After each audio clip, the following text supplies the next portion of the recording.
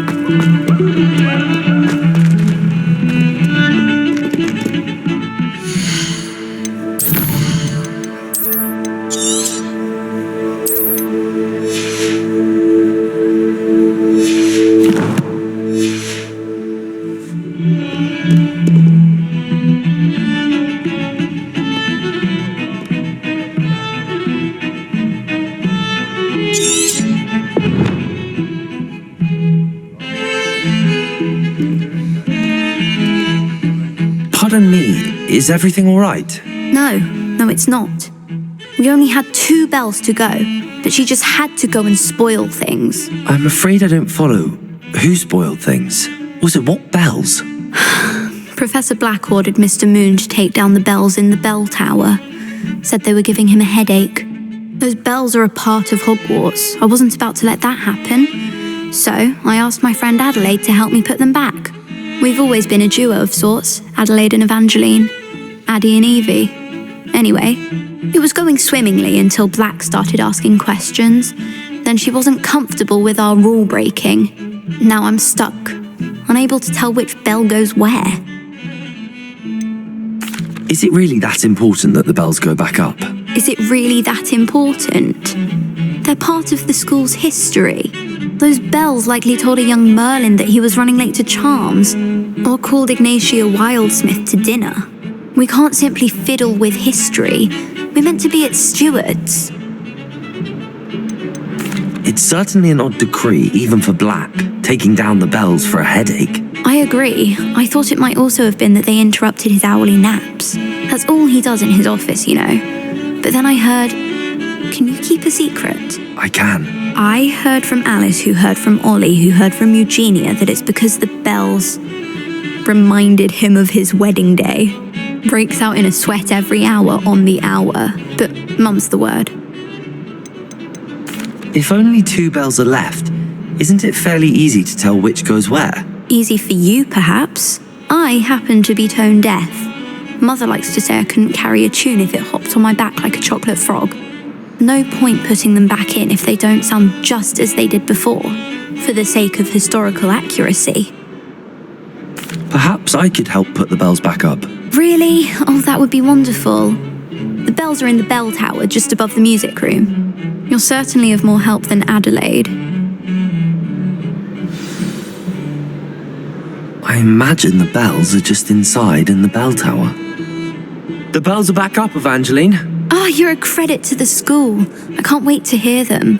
I can't wait for the headmaster to hear them. I wish I could see his face. Future generations may not truly appreciate what you've done, but I do. And I hope that you do as well. You don't know how much this means for me and for Hogwarts.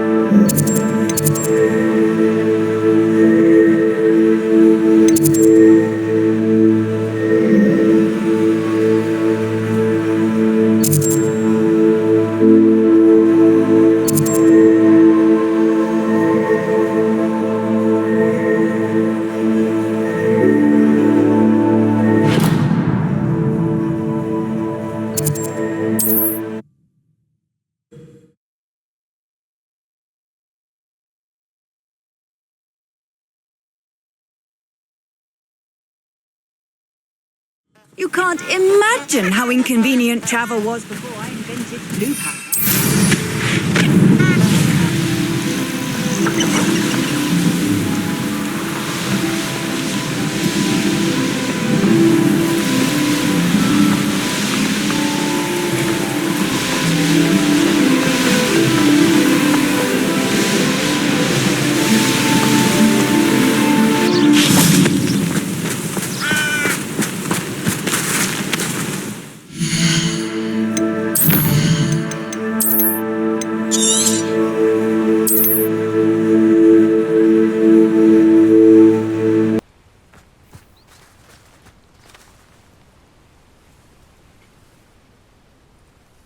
Are you ready to put an end to Harlow?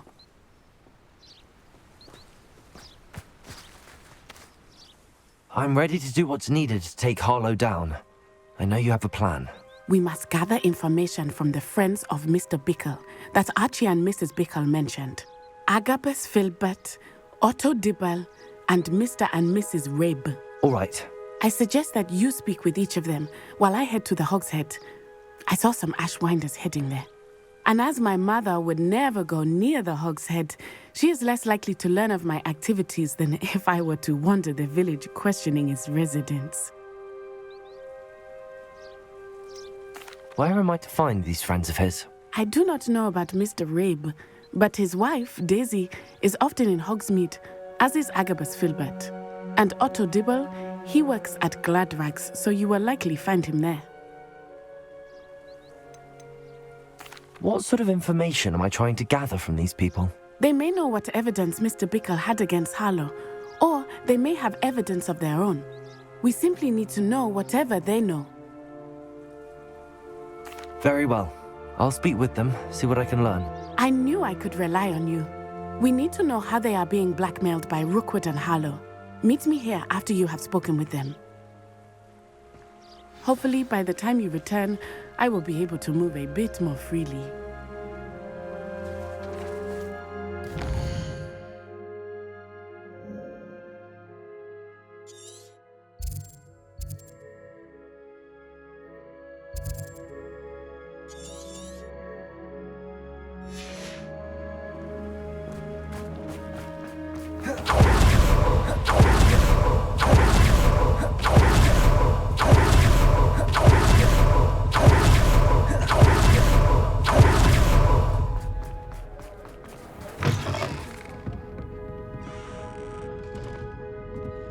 Mrs. Rabe should be nearby. Oh, Isco, what have I done? Mrs. Rabe, I wondered if I might speak with you about Theophilus Harlow. I'm a friend of the Bickles and I'm trying to gather evidence against him. Poor Joanna and little Archie. And now Harlow has taken my darling Isco. What do you mean? Why? I'm a security guard at Gringotts, and my husband is a curse breaker for them. Harlow approached me about helping him extort my colleagues into giving him treasures from the vaults. And you declined? Of course I declined. Repeatedly. I thought they'd given up, until I came home one night and found my husband gone, and a note affixed to my door with a knife. The note stated that I only had a few days to reconsider helping with some banking needs, and that my husband would appreciate it if I acted quickly. But the help Harlow wants is help that I cannot give, and my dearest Isco is paying the price. Why wouldn't Harlow extort your husband? Isco's job is even more removed from the vaults than mine. He travels the world for the bank. He could do nothing for Harlow. I'm the one in the bank on a daily basis, which evidently makes me an enticing target for blackmail. Have you helped Harlow since your husband was taken? No, I'm worried sick about Isco, but he'd never want me to compromise my integrity. I also know that he's extremely clever. That said, I was hoping he would have escaped by now. It makes me concerned as to why he hasn't. Are you sure the note means that your husband was kidnapped? What else could it possibly mean? Besides, I came home to find that someone had trampled the daisies in our garden. It may sound silly, but those were Isco's pride and joy. He would never have let that happen. Thank you, Mrs. Rabe. Knowing the lengths that Harlow will go to is helpful, albeit more than disturbing. Mr. Bickle was trying to help us, but now he's gone. I don't know what to do. I shall do all I can to get evidence against Harlow, Mrs. Rabe. Very well. Here's the note I received. You must be careful as well. Please don't put yourself in danger.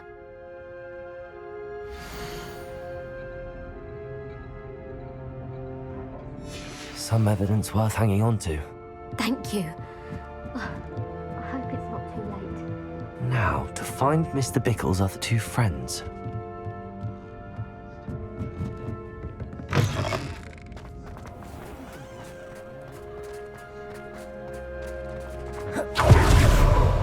Otto Dibble works at Gladrax. I should Please tell me you didn't take it. Mr. Dibble, may I speak with you? It's about Theophilus Harlow. I've nothing to say about him. May I interest you in a stunning cravat today? Please, sir, I'd like to help. I spoke to Mrs. Bickle. You know the Bickles? All right. But we must be discreet. Can't have Mr. Hill hearing this. I know Mr. Hill. He was kind to me the day of the troll attack. Oh, he's a good man. But even he wouldn't understand about Harlow. It started a few weeks ago. I was distracted, reading a note, when you-know-who came into the shop. I hid the note behind the counter and offered to help him. He stared at me for a moment, then asked me to check on an order he'd placed. I went into the storeroom to check on what turned out to be a non-existent order. When I returned, he was holding the note. What was in the note? It was a note from Rosie Hill, Mr. Hill's daughter. You see, we've been, secretly engaged these past 6 months. We haven't told Mr. Hill yet. I dare say he has higher hopes for her. Harlow advised me in no uncertain terms that my relationship with Rosie, not to mention my employment here, depended upon my cooperation. What does he ask you to do? It all happened so quickly. In an instant, he took a very expensive scarf from the counter, pocketed it, and smiled. He said, "Your secret is safe as long as I can supply my lady friend with delightful items like this every so often."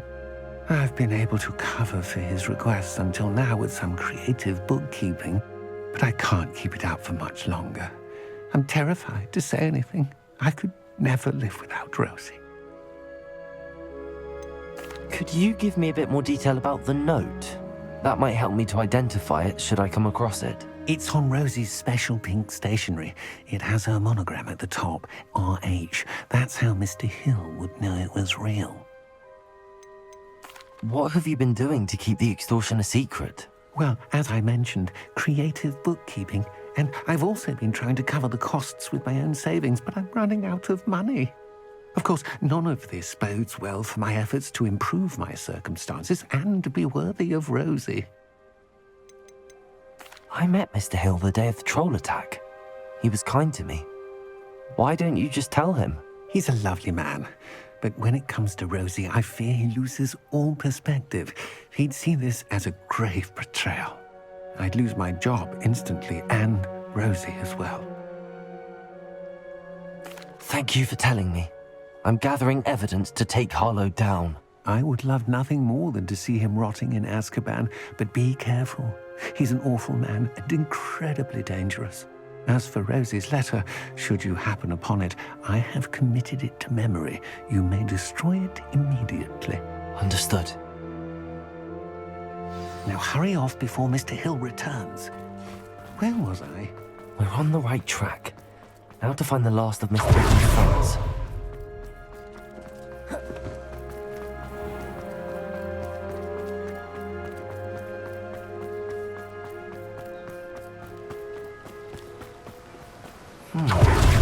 Agabus Filbert must be around here somewhere. Hello there. Excuse me, Mr. Filbert. I wondered if I might speak with you about your dealings with Theophilus Harlow.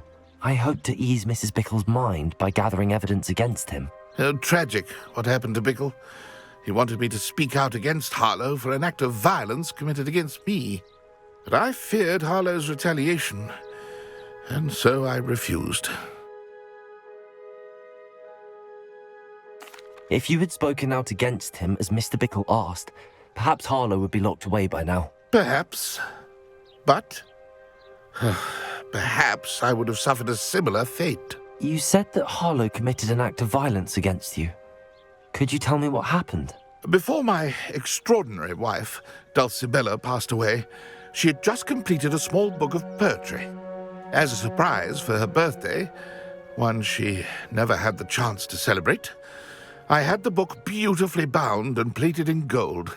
One day, Harlow came calling to punish me for having spoken out against the Neanderthals that comprise Rookwood's lot. Before I knew it, I'd been petrified, and Harlow was rifling through my home. He found the book of poetry, with its exquisite gold plating. I watched helplessly, lying there in my entranceway as he walked away with the book, laughing as he went. I was shaken to my core. Still am, to be honest. I imagine you fear Harlow retaliating again, but do you mind if I share this information with Officer Singer? I suppose I have no choice. This extortion can't go on forever. You can pass it on to anyone who may be willing to help. Harlow does not like people talking, as you already know. I've spoken with Mr. Bickle's friends. Now to find Natty.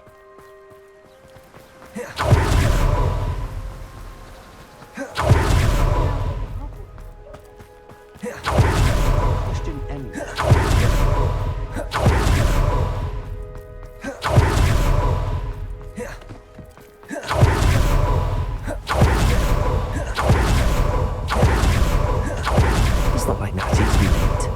She said she was going to the Hog's Head. Perhaps I'll find her there.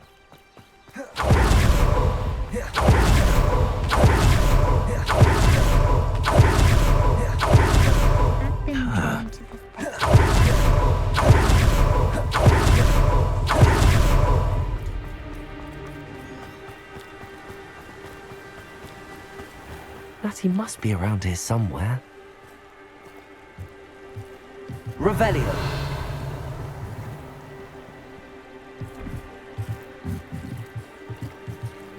Natty's wand. She can cast without it. She wanted me to find this. She's in trouble. Revelio will show me where she was taken.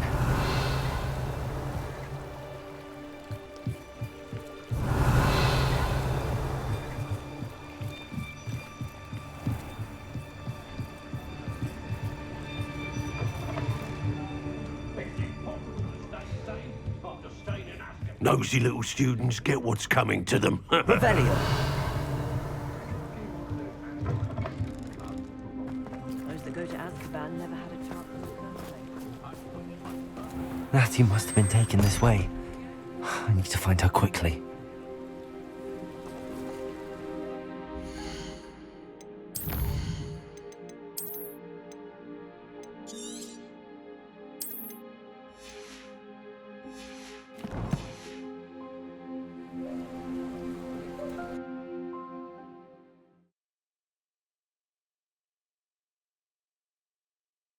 The footprints led to this room. There must be another way forward. Accio!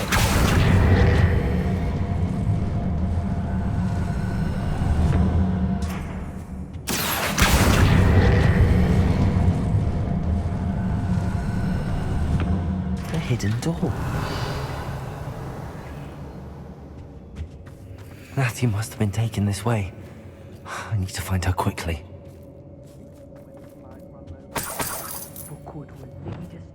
Revelio!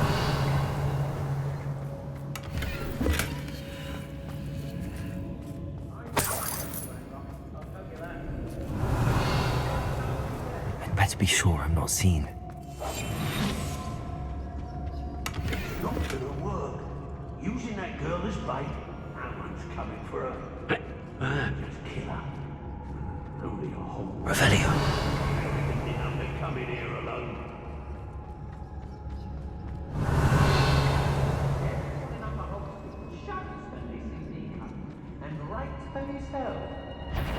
I take what I Someone messing about.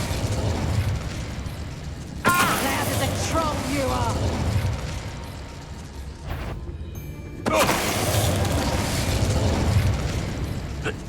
How did I I get mixed up in this, doing Rookwood's work for him.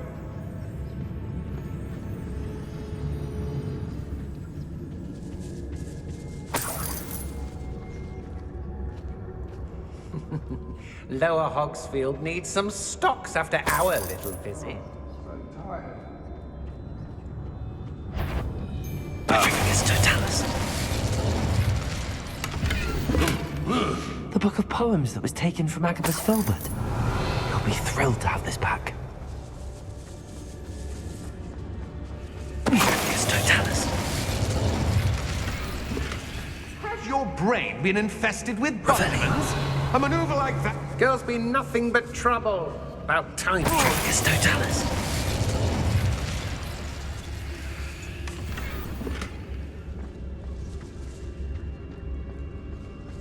Oi! Be on the lookout for the girl's friend. If they're daft enough to try to come through here.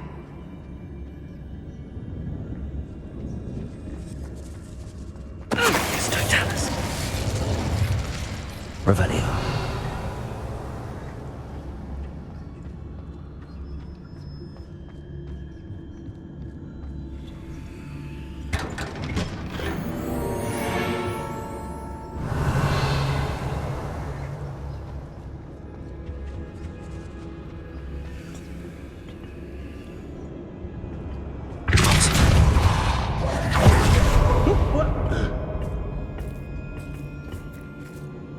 Revelio.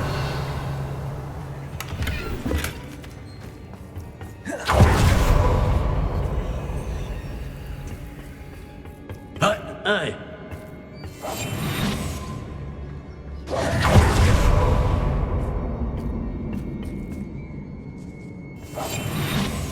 Revelio.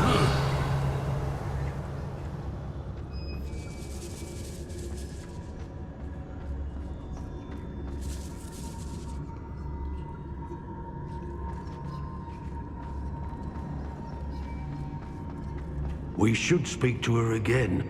Perhaps she'll tell us where we can find that friend of hers. She's determined to say nothing. The boss will deal with her when he arrives. Aaron Shear isn't one.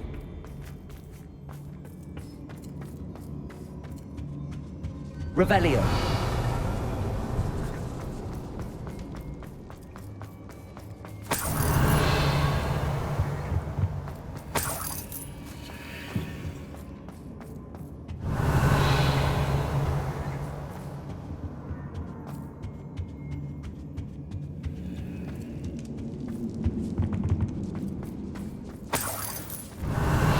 Mustn't overlook Felcroft. Plenty to be had there.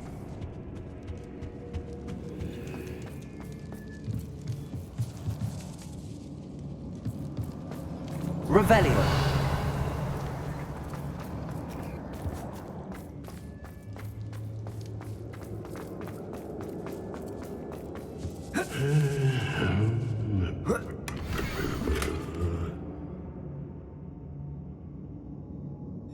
Otto Dibble's love letter from Rosie. He wanted me to destroy this if I found it.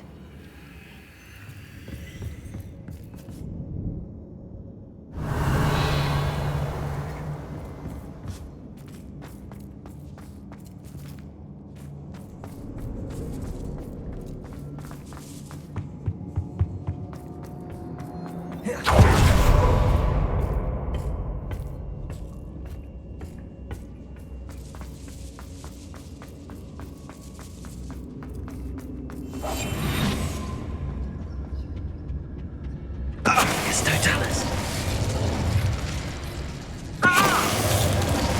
Revelio.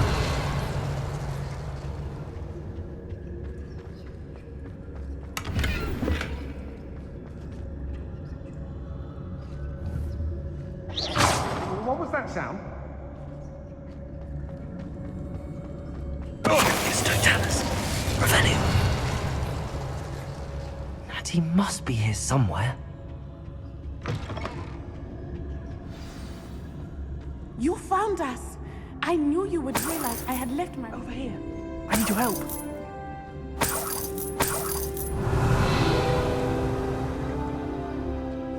Hello, Amora.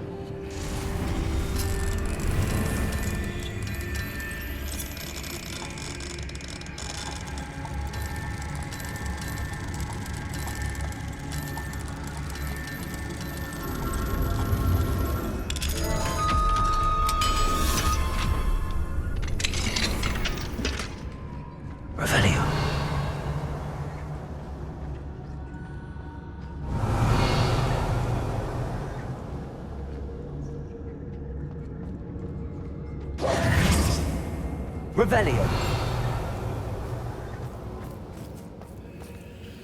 Mr. Rabe, Daisy told me you'd been abducted. You spoke with my wife. How is she? Worried about you. Are you alright? I am alright. Thank you for coming. These locks are cursed, and there's an anti-apparition jinx on the cells. Even Natty's skill with wandless magic cannot free us. I need you to find my wand. Mr. Rabe, I found your wand. Well done. I knew it was nearby. Now, you best stand back. One never knows how a curse will react to being broken. Revelio!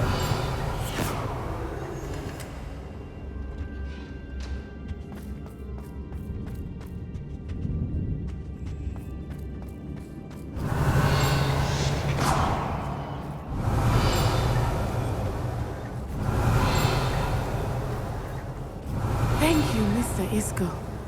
My pleasure. And thank you, my friend. We owe our lives to your bravery. I may be too weak to disapparate with you both, but I can try. You go ahead. Find Officer Singer. Revelio! We will get out of here on our own. Very well. But be careful. Thank you, my young friends. Be prepared for a fight. These Ashwinders must pay.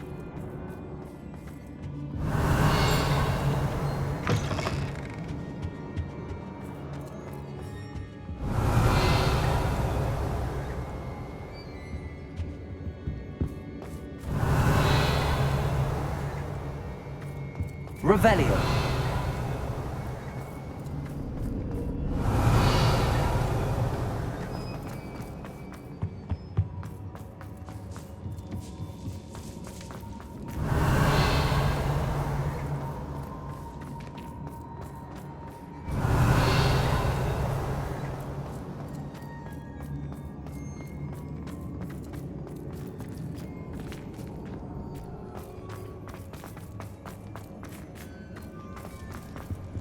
Revelio!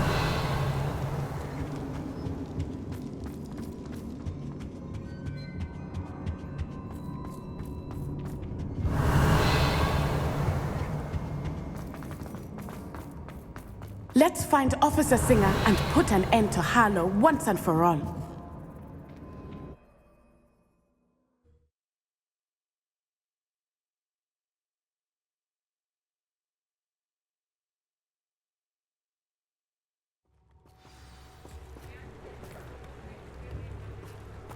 Natsai Onai. I should have known. And you, the troll dispatcher. Oh, thank goodness the two of you are safe. Isco Rabe told me a couple of students had rescued him. Should have known it was you two. Is Mr. Rabe all right? He is. I sent him home to his wife. Miss Onai, your mother will not be pleased to learn that you're still risking your safety pursuing these dangerous men. Actually, Officer Singer, Natty and I learned of several Hogsmeade residents who've had their lives threatened by the Ashwinders. In addition to abducting Mr. Rabe to blackmail his wife and Natty, Rookwood and Harlow have also extorted Agabus Filbert and Otto Dibble. I will look into all of that. As for the two of you, I appreciate what you're trying to do, but you are taking great risk. Next time, please let the authorities handle the Ashwinders. With all due respect, officer, the authorities haven't done much about any of this. There's more to taking down an organization like the Ashwinders than simply storming in and hauling them off based on a few accusations. I must insist that you leave them to us. We shall have no further discussion on this. Natsai, you may wish to speak with your mother about this before I do. My mother will not like this. Thank you again for rescuing me. We shall speak soon.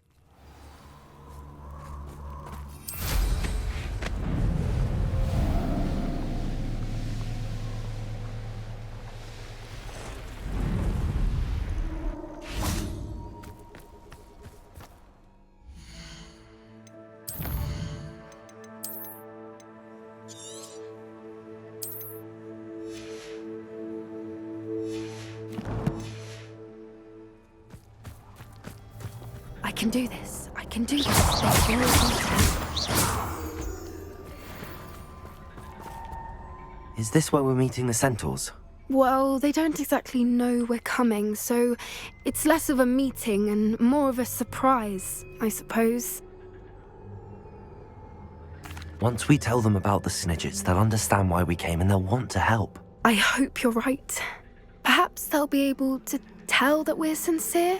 There's something about them that's so knowing. It's almost unnerving. I suppose they are known for having an air of omniscience. That's exactly the right word. Never mind. What is it? It's nothing, truly. We've no secrets to hide. That's right. We'll simply be honest with them about what we're trying to do. They'll have to help us, won't they? Yes, of course. You're absolutely right. We'll meet with them, tell them about the Snidgets, and I'm sure it'll all be fun.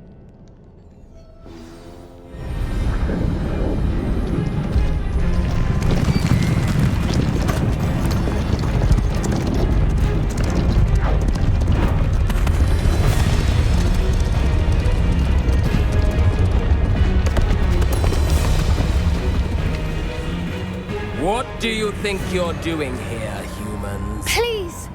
We were hoping to speak with you. Ah! I suppose you'd like a tale for your friends of the time you spoke to a centaur, and it spoke back. No, never! We're here because we need your help. Enough! You made a grave error in judgment in coming here, little witch.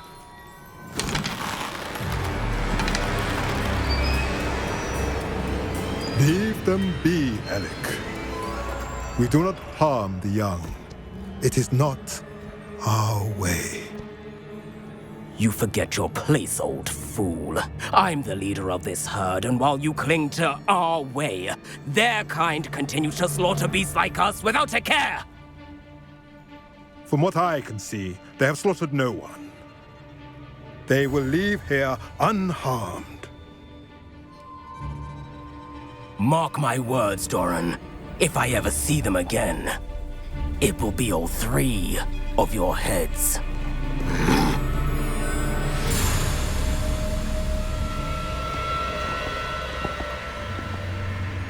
Foolish children. Do you know what happens to wizards who wander here? Now, follow me before Golden Snidgets are still alive, and the poachers are after them. They know that the key to finding them lies in the moonlight, but they don't know what that means, yet. Please, help us find the Snidgets before the poachers do. Could it be?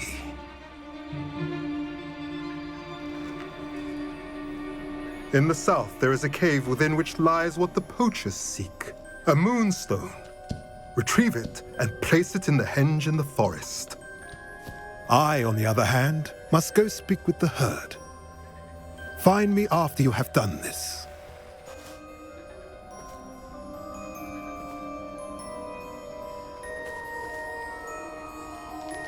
I don't understand.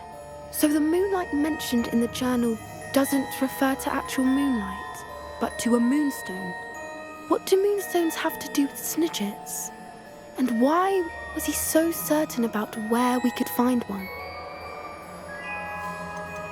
Isn't Moonstone all around us? Why retrieve one from a cave? Knowing centaurs, I suspect he's referring to a specific moonstone. We'll likely know it when we see it. I don't know, but I am inclined to believe him, what with his being a centaur and all. I am too.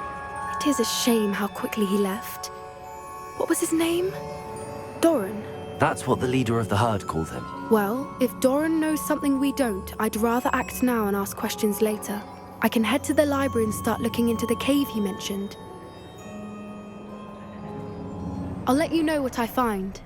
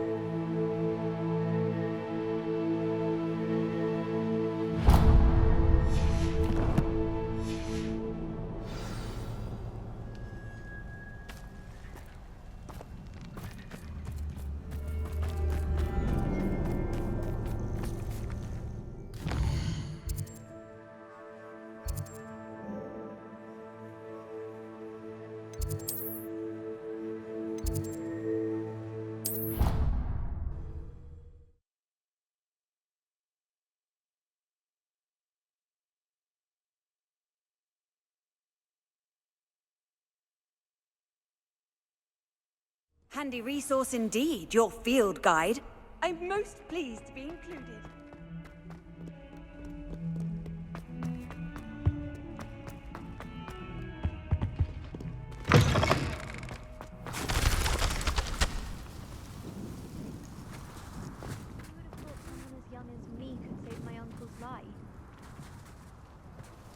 Uncle William sends his best. He often asks after you and his owls.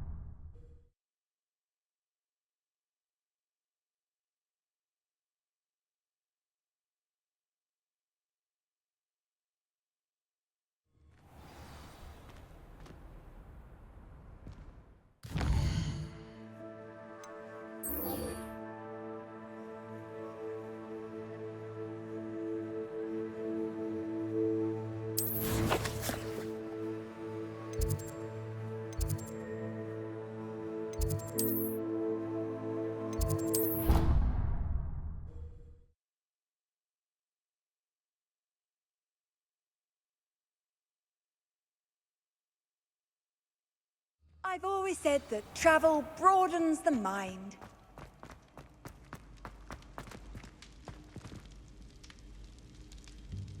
Ah, I have been meaning to speak with you.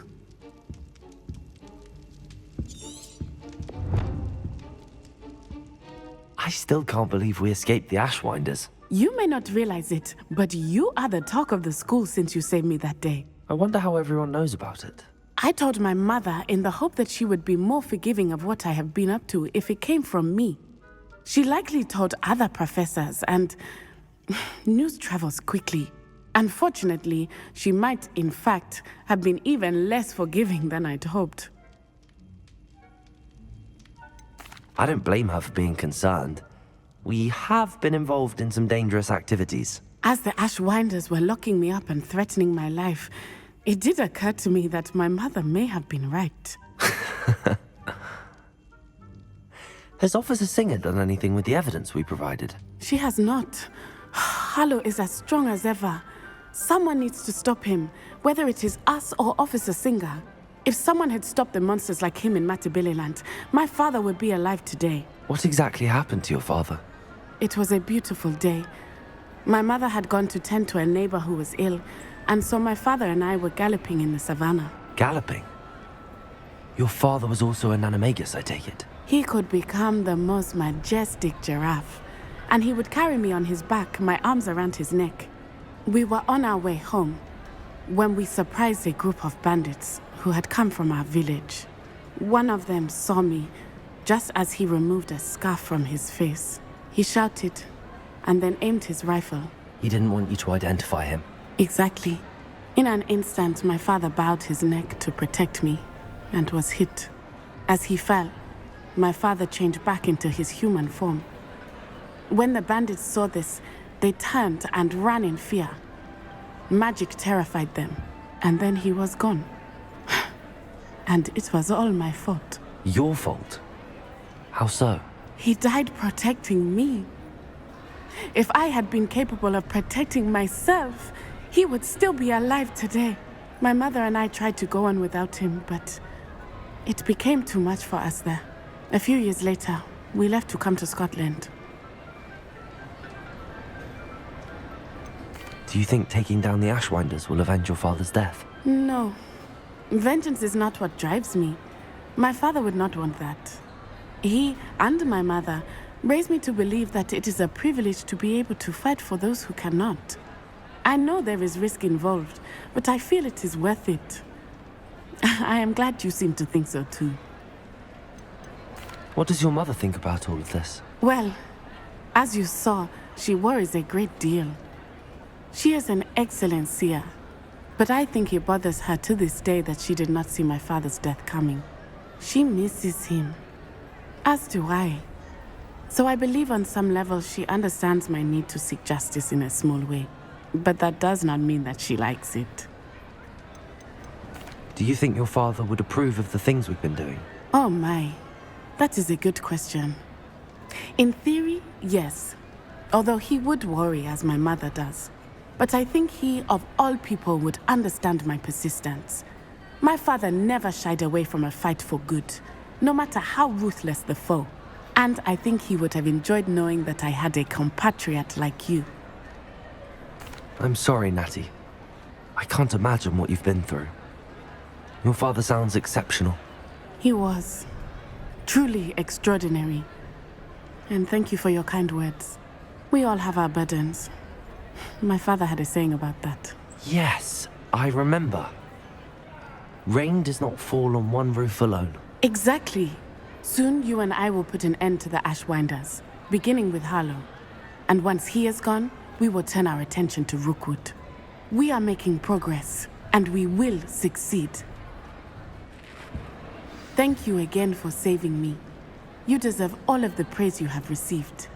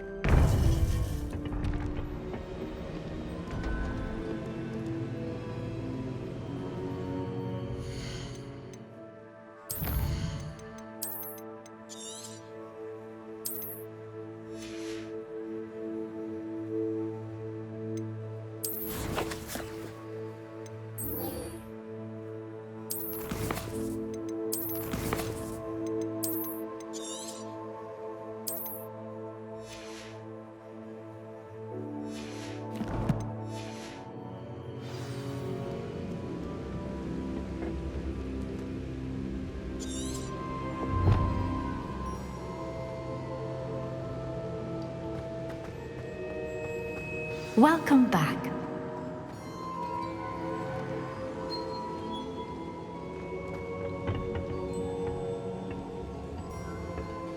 Hello, Professor. I have news. The goblins are looking for something. Another repository. They've built drills to help with their search. Most troubling. Are these repositories like the broken container I found at Rookwood Castle? They are. I fear we have no time to lose. Have a look at the map. Fortunately, the next trial is fairly nearby. It's Hogwarts. As you know, I was headmistress in my time. My portrait hangs in the headmaster's office. In fact, I witnessed Professor Black learn of your arrival. And I'll confess that I wondered about you. Wait, is the next trial in the headmaster's office? It is. I had hoped that when the time came, the occupant of that office would be of help to us. Unfortunately, this headmaster seems wildly unconcerned with anything but himself. You'll need to access the office while he's away. I understand. Very well. I'll find some way to get in. Good. I shall meet you in my portrait there. Until then.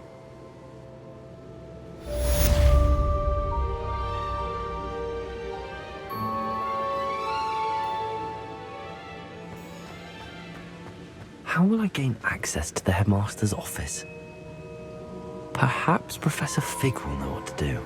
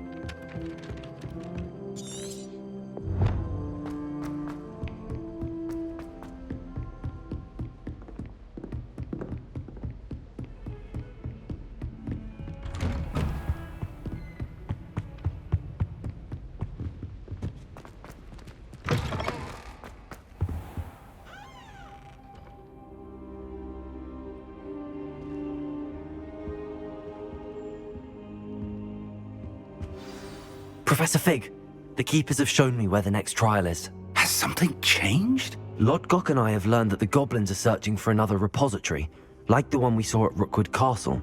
And I discovered that they're building massive drills to help in their search. Professor Fitzgerald seemed very concerned. I see. Ranrock clearly knows even more than we suspected. And sir, there's something else. Lodgok knew Miriam. He knew Miriam? They encountered each other at Rookwood Castle. She was doing research.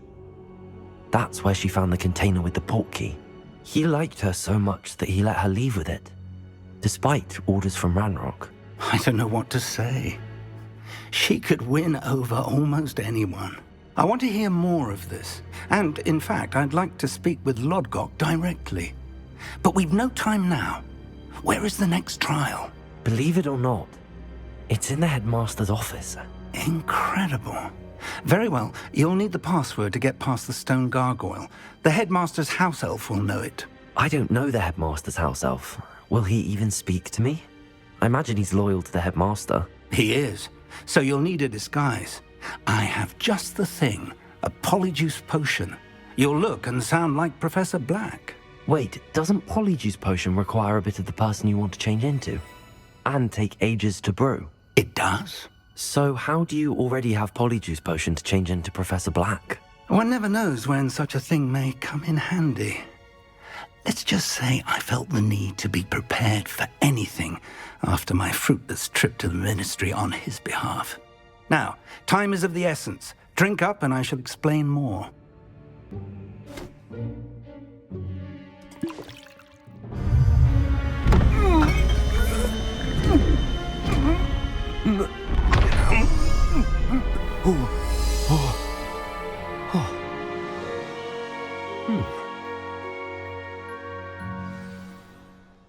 How do you feel?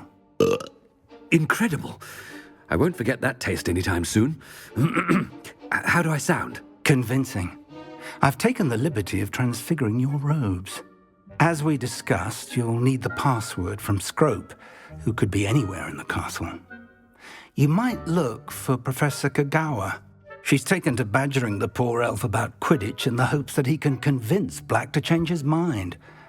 Thus far, unsuccessfully. I see.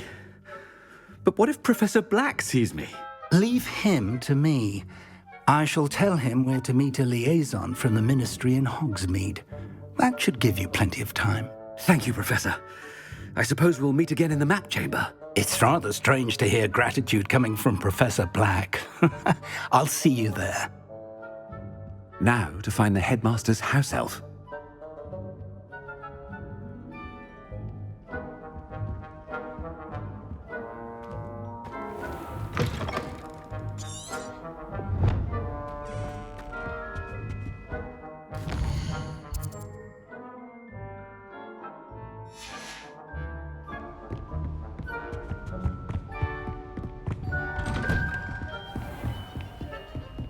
Professor, a moment of your time. Professor, I was hoping to catch you. Places to be, Professor Sharp. Places to be. Of course, sir. Only, you'd asked me about a particular potion, and I did? I did, yes. Well, spit it out, Sharp. I don't have all day. Probably best not to discuss it here, sir.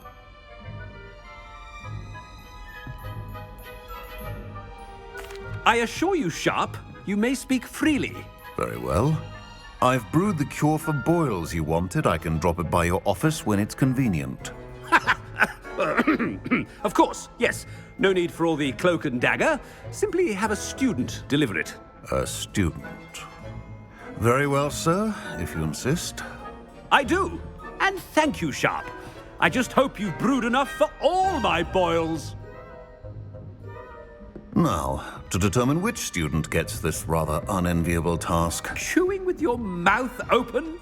Where are your manners?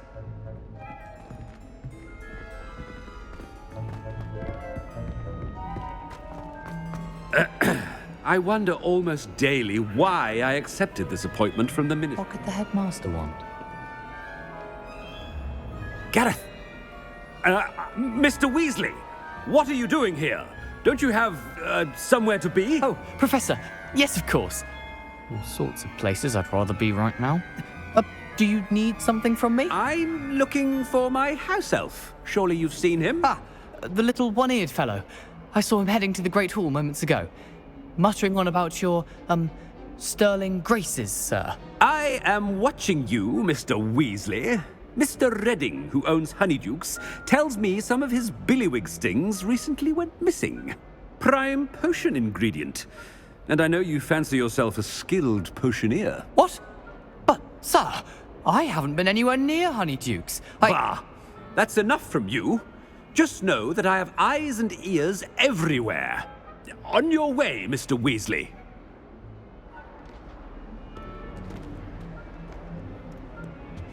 Well, there's one for my diary. Ah!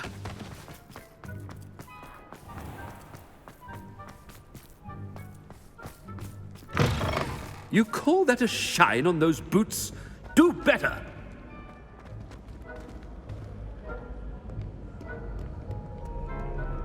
Headmaster, here. What could he want? Mr. Gaunt!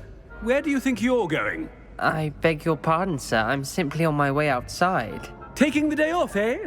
Typical student, wasting the hours away. I have to write 20 inches on Dittany and its uses. Was heading to the greenhouse. Ah, yes! Mixed with, bubo tuber pus makes a fine, mustache paste. Yes, mustache paste. I find. Are you feeling all right, sir? You don't seem yourself. I assure you I am quite healthy, Gaunt.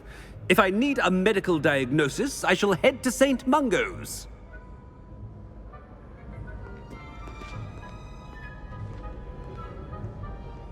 Something is very wrong. Greetings! I mean, out of my way, children. Professor, a word? Professor Black? Again, it is not too late to reconsider your decision regarding Quidditch. We could still have trials and a somewhat shortened season. It would be better than none at all. But the injury, Madam Kogawa. Professor, more than one student has taken a bludger to the head on our pitch. I dare say it knocked some sense into them.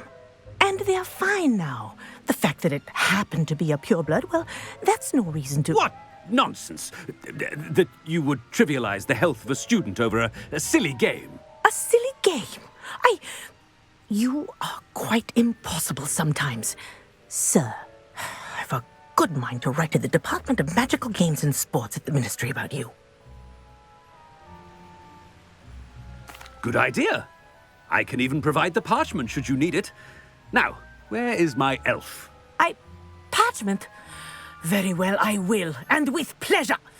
And I spotted Scrope in the Great Hall. Seems to be avoiding me. I wonder why. Good day, Madam Kogawa.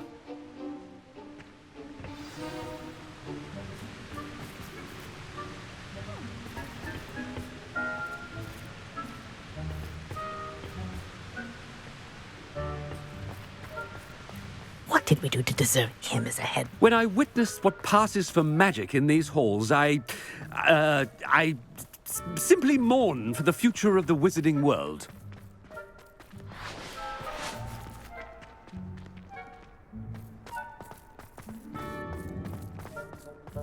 No, it's the headmaster and he's coming this way.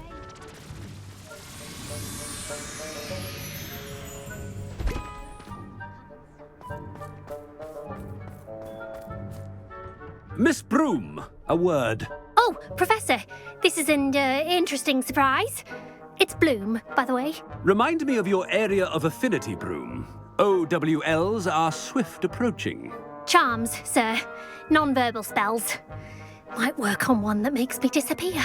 Well, keep at it, Broom. And before you know it, you'll be as invisible as that new fifth year seems to be. They're not invisible, sir. I've seen them near the library.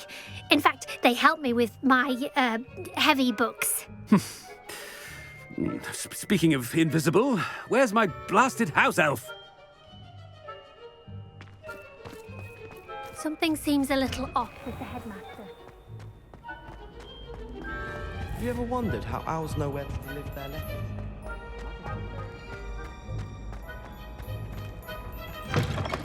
Stand proud, purebloods. The future is yours. Professor, I need to speak to you. Hello, Professor Black. Ah, Professor Weasley. How delightful to see you. Sir? Since I have you here, I wonder if I might, speak with you about Professor Fig. Oh, very well. I've decided to give him a bit more, leeway with his time. Leeway, Professor? Are you sure that's wise? I confess I do worry for his students. He's rarely here as it is. Ah, well, yes. He's handling some official ministry business for me. I see. But, sir, if I may, I am wary of how much time the new fifth year seems to be spending away from the castle, supposedly on Professor Fig's behalf. I've heard unsettling rumors of their escapades. Everything from sneaking into the Forbidden Forest to confronting Ranrock's loyalists and Rookwood's lot. What? Goodness. You cannot believe everything you hear, Professor. No, you cannot. I mean, I shall keep an eye on Fig. You simply keep doing the wonderful job that you're doing. Simply wonderful. Thank you. But I'm happy to look into... Good. That'll be all, Weasley. I mean, Professor Weasley. Good day.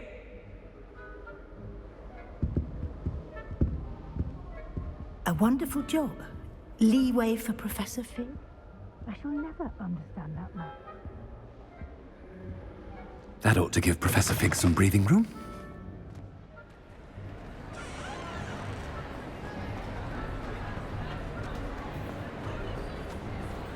Professor Black is happy with Scrope's performance as his house elf.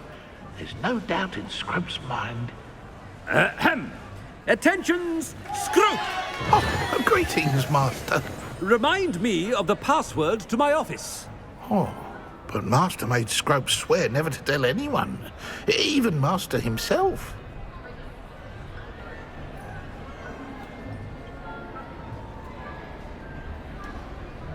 How dare you question me? I've a mind to give you a matching set of ears. Yes, sir. Of course, sir. Scrope begs forgiveness. It is the Black family motto, Master. Right. Of course. Master does remember it.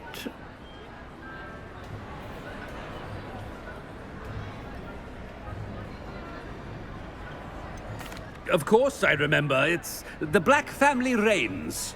Is Master giving Scrope a test? It's purebloods forever, isn't it? Close, Master. Scrope thinks Master is indeed testing Scrope. It is always pure. Obviously. And, of course, as Master knows, in French. Yes, of course. I order you to pronounce it for me. Oh, But Master knows that Scrope's French is most pitiful. Oh, very well. Toujours pur. Ha! Thank you. Never speak of this conversation with me or anyone else. Of course, sir. Scrope shall try his best to keep out of Master's way. The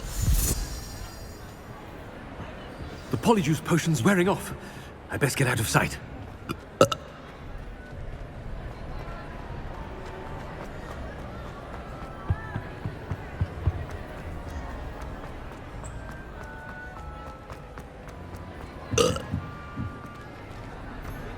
Made it just in time. It's wearing off. Fig was right. I can't believe it worked. Now to speak the password to the gargoyle.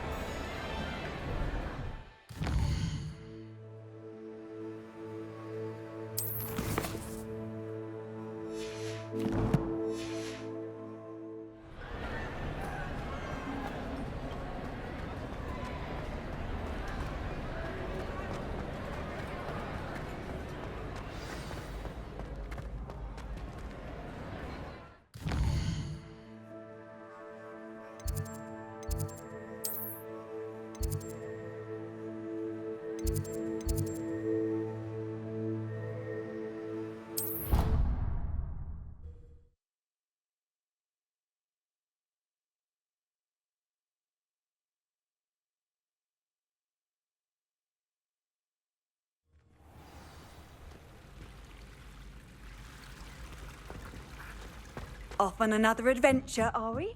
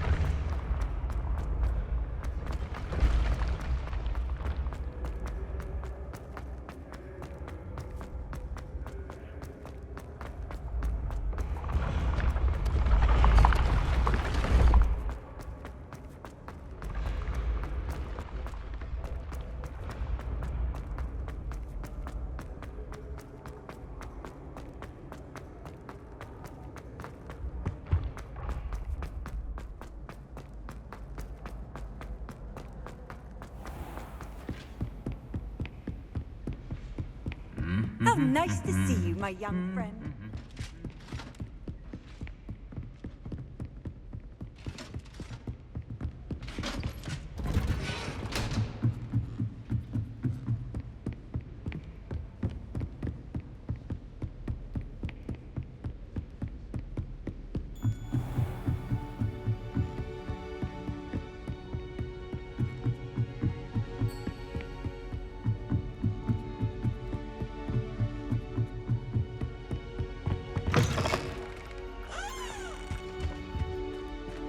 The gargoyle. That's where I need to speak the password.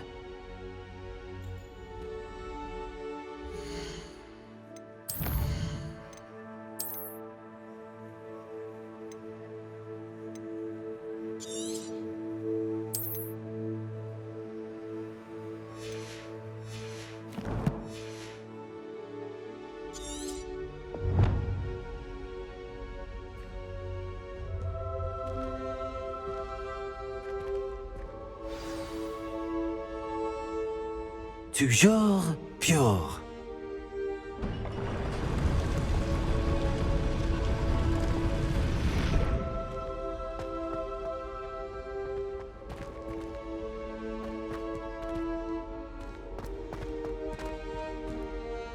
I wonder if all the elite wizarding families have a motto.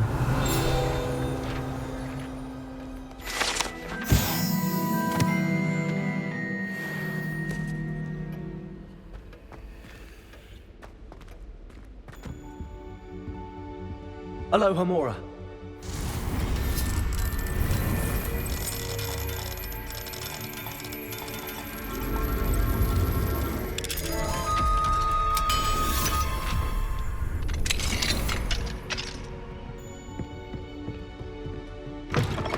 Revelio.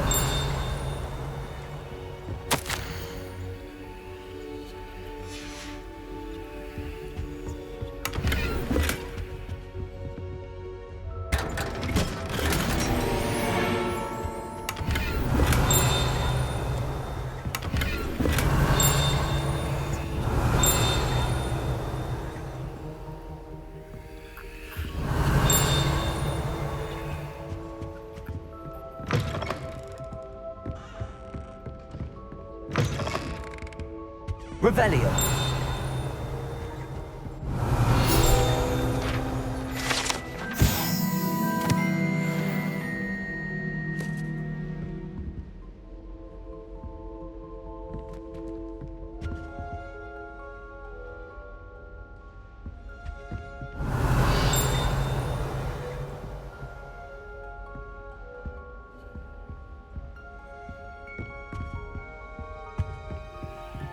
Aloha Mora.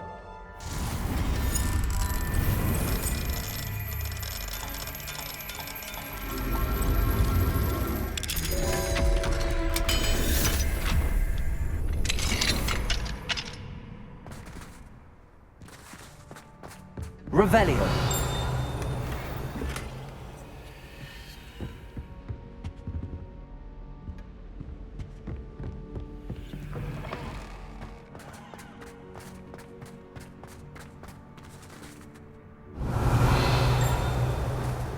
Aloha Mora.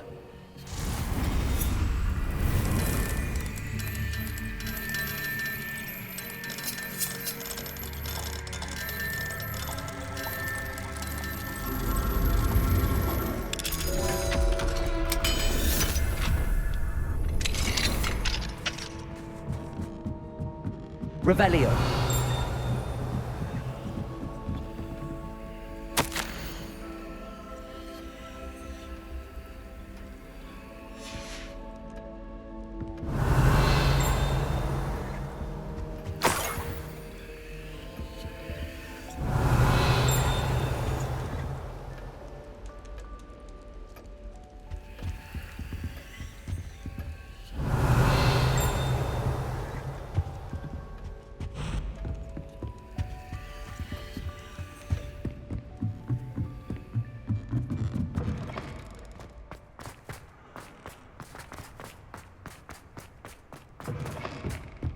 Revelio.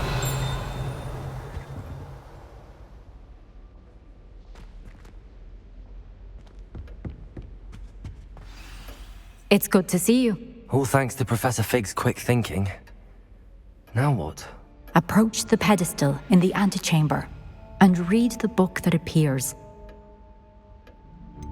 What can I expect to find in the book? A story. I cannot say more. You may recognize some elements of it, as I was inspired by a tale with which many wizarding children are familiar. I suspect there will be more to this than reading a book. Your suspicions are correct. We shall speak when you are finished. Has this been under the headmaster's nose all this time?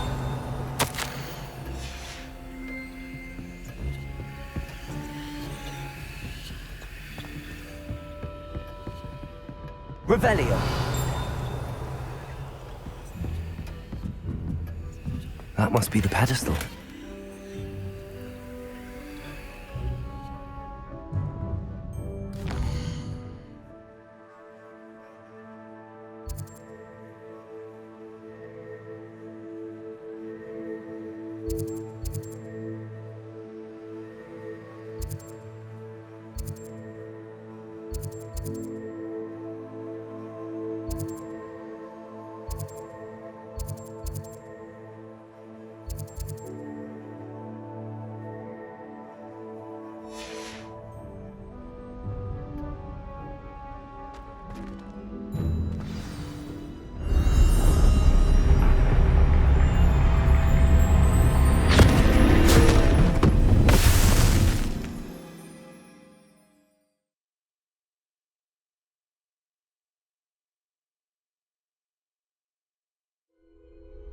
Where am I? Professor Fitzgerald? Can you hear me? I am here. In this place, you may call me Neve. You shall be witness to a fable. Pay attention. Things are not always as they seem. You must move swiftly and cautiously. Use the tools you encounter to find me. The first you will need is a cloak.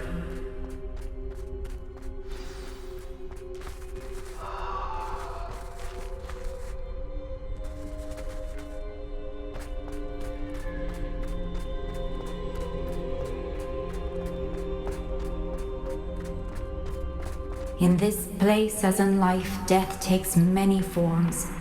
Avoid each of them at all costs.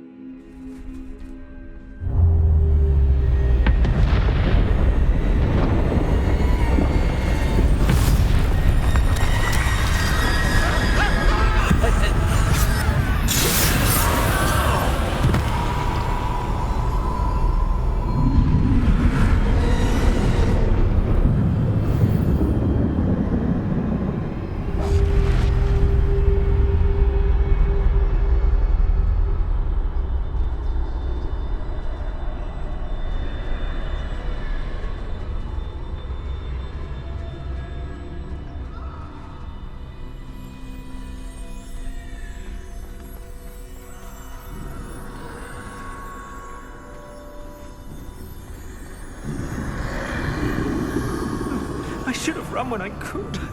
I'd be free by now. Best move while I can. Neve must be here somewhere.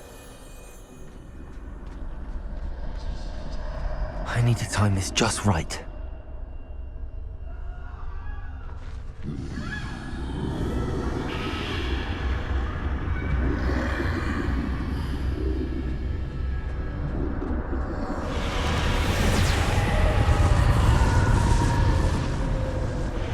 I see. A staircase straight ahead.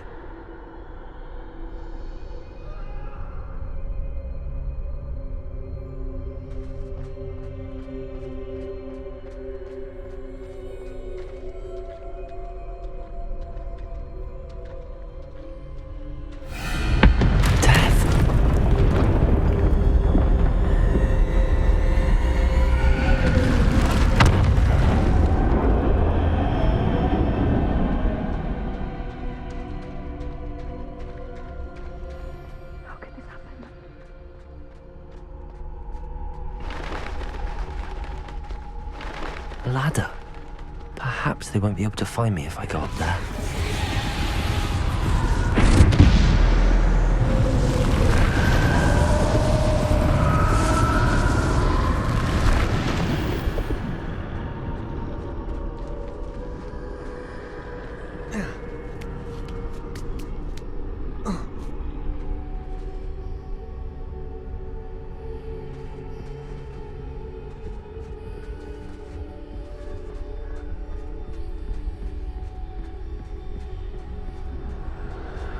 They're gone, for now. I need to get out of here. Where could Neve be? Too many. I must cross this road as fast as I can.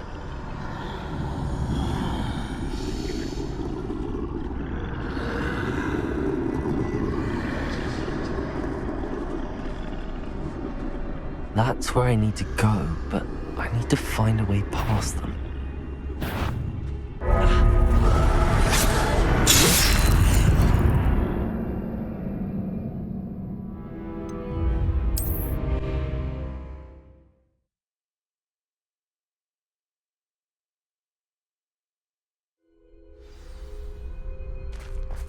This is my chance. I'm coming, Neve.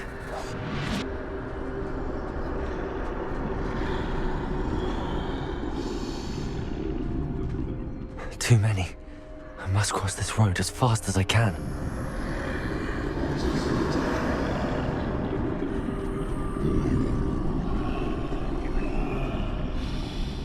That's where I need to go, but I need to find a way past them.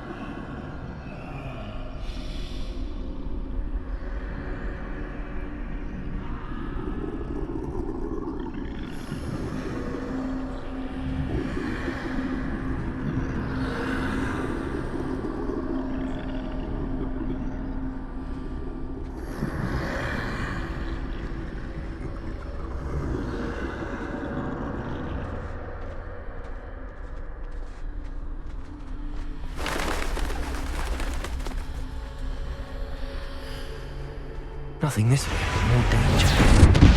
There must be another way to find you. I need to turn back. There's no getting past them that way.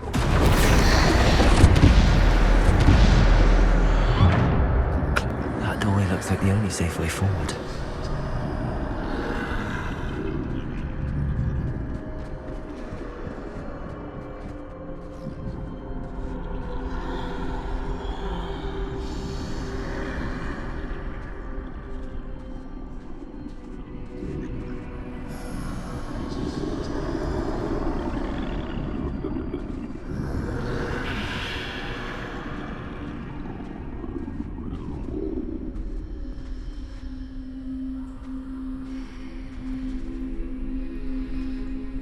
Now's my chance.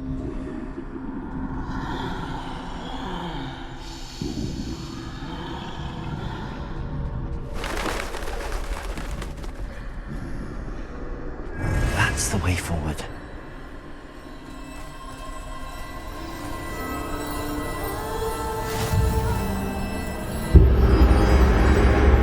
Can this be? I think I'm invisible.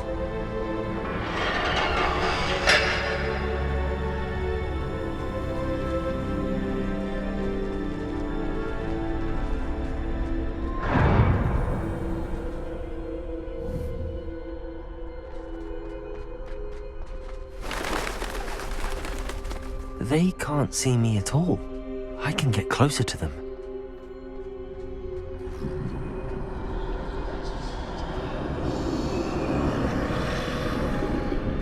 This is the way forward. Finally free. Now where are you, Neve?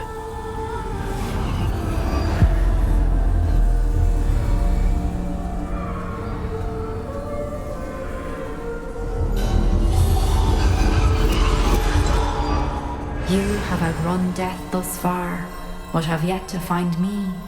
Keep searching, but this time you will be unable to hide.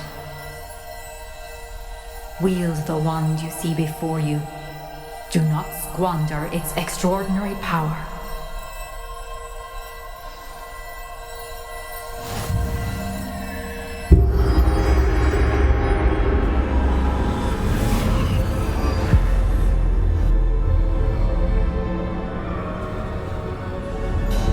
I've never felt such power.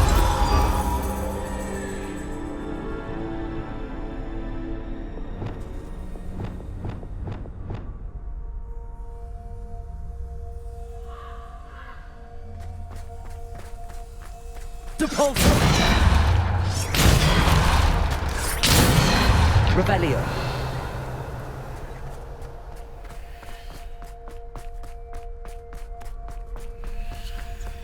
Depulso! Defendo! Bombarda!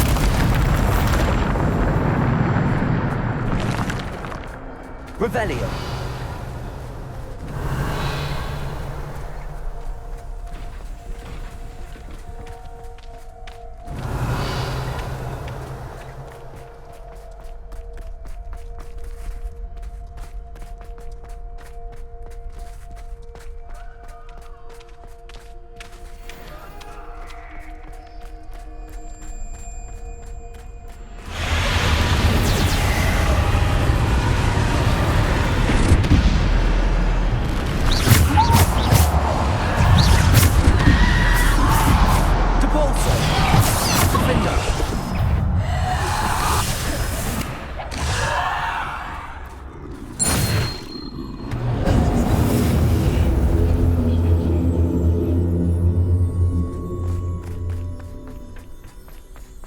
Revelio.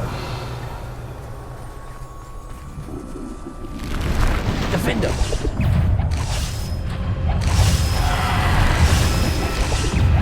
Descendo. Depulso. Defendo. Bombarda.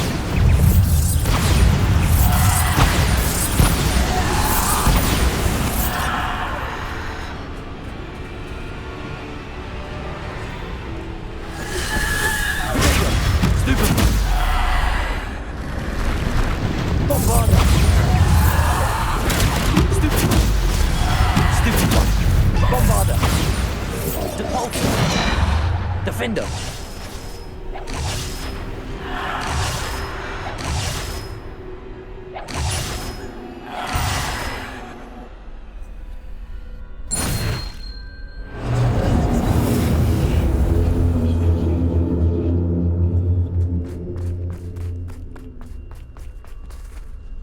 Revelio!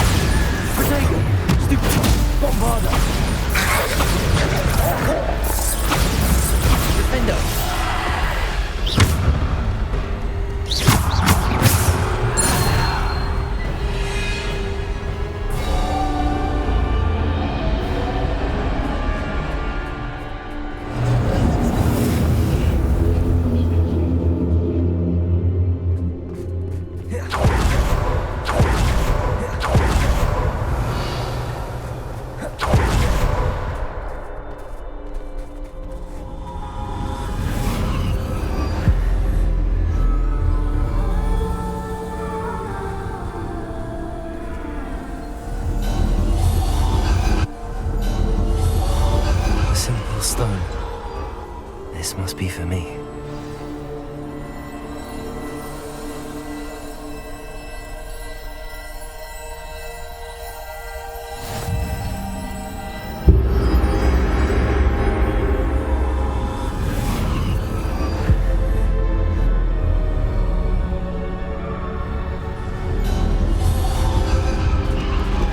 You are far from finished. Pass through the mourners ahead. Nothing is what it seems. She's gone. Oh, poor Neve. Gone so young. Neve! We won't be the same without her.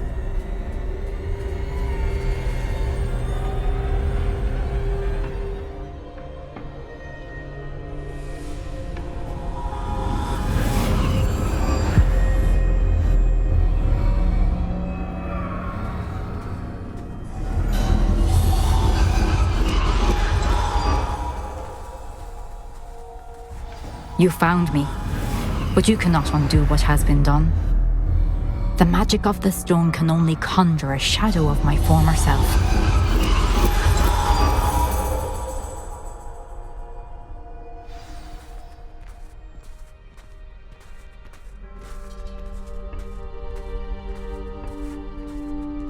But there is no light without shadow, as there is no shadow without light. Simply because you can eliminate darkness does not always mean that you should.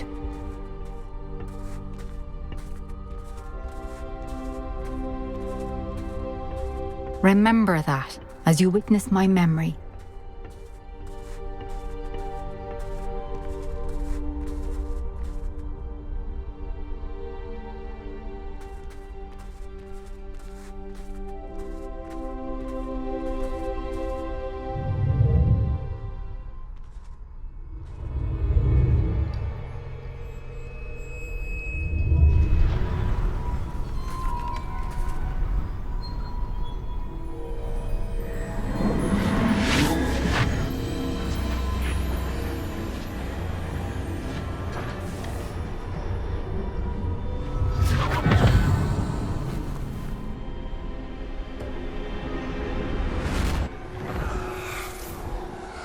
Isadora, what you did for your father was remarkable. Well, wasn't it?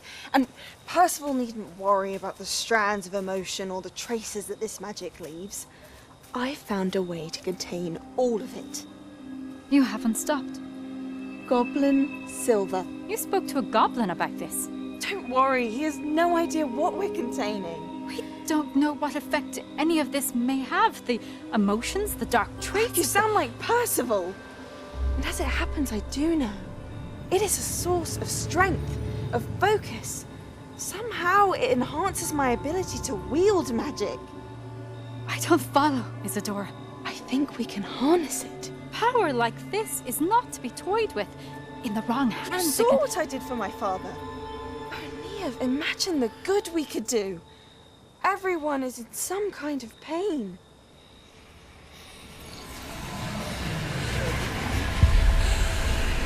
What are you doing?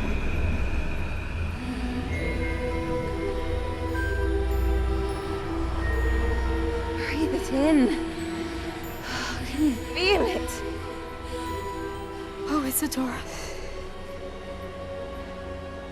This must stop. All of it. You've kept this power to yourselves for so long because you fear it. I choose to embrace it.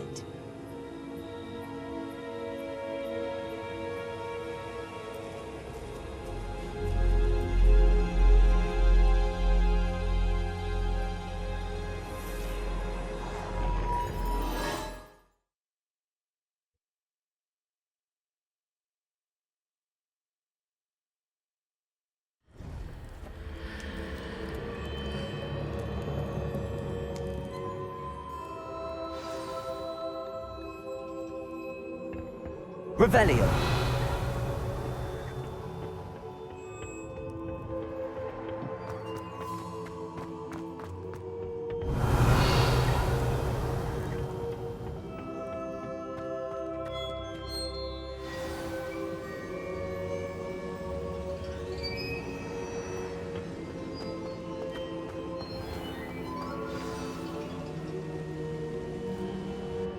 Is it true? Has someone completed the first 3 trials? It is, and I have. But you are so... young? I know. You must be Professor Bakar. I am. Pleased to meet you. The pensive memory I just witnessed, was Isadora inhaling painful emotions? She was.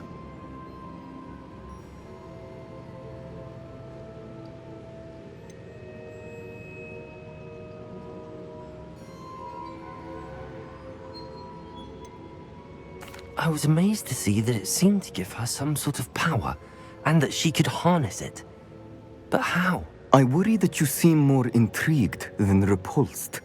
I hesitate to reveal the location of my pensive to someone who, perhaps, has yet to understand the responsibility of power.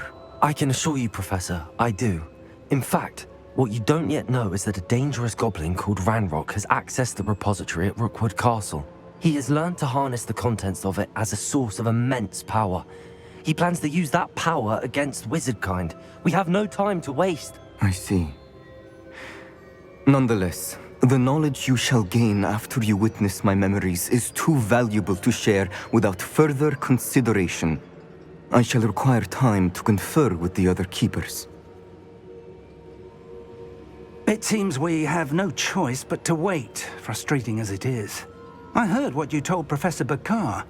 Isadora was inhaling emotions to gain power? She was. And she pulled emotions, as she did from her father, from Professor Fitzgerald, without permission. Monstrous. What's more, she said that she found a way to store the traces of magic she extracted in goblin silver. The repositories? Possibly. There's something I didn't get a chance to tell you earlier. Ranrock has been digging at locations tied to the 5 names he found in the journals of a goblin metalworker named Bragball. 5 names? The Keepers, and who else? Isadora Morganac? Precisely. That's how he's been one step ahead of us. Gringotts, the Tower, Rookwood Castle. If the Keepers won't tell you where the next trial is yet, I say we at least maintain a watch on Ranrock. Perhaps he'll lead us to more information. Perhaps. I hope to hear from Lord Gok soon. I haven't heard anything since I learned of the drills. Oh, and as you've probably guessed by now, your Polyjuice plan worked like a charm. I knew it would. I may have done too good a job distracting Black. I had no idea he can't hold his fire whiskey.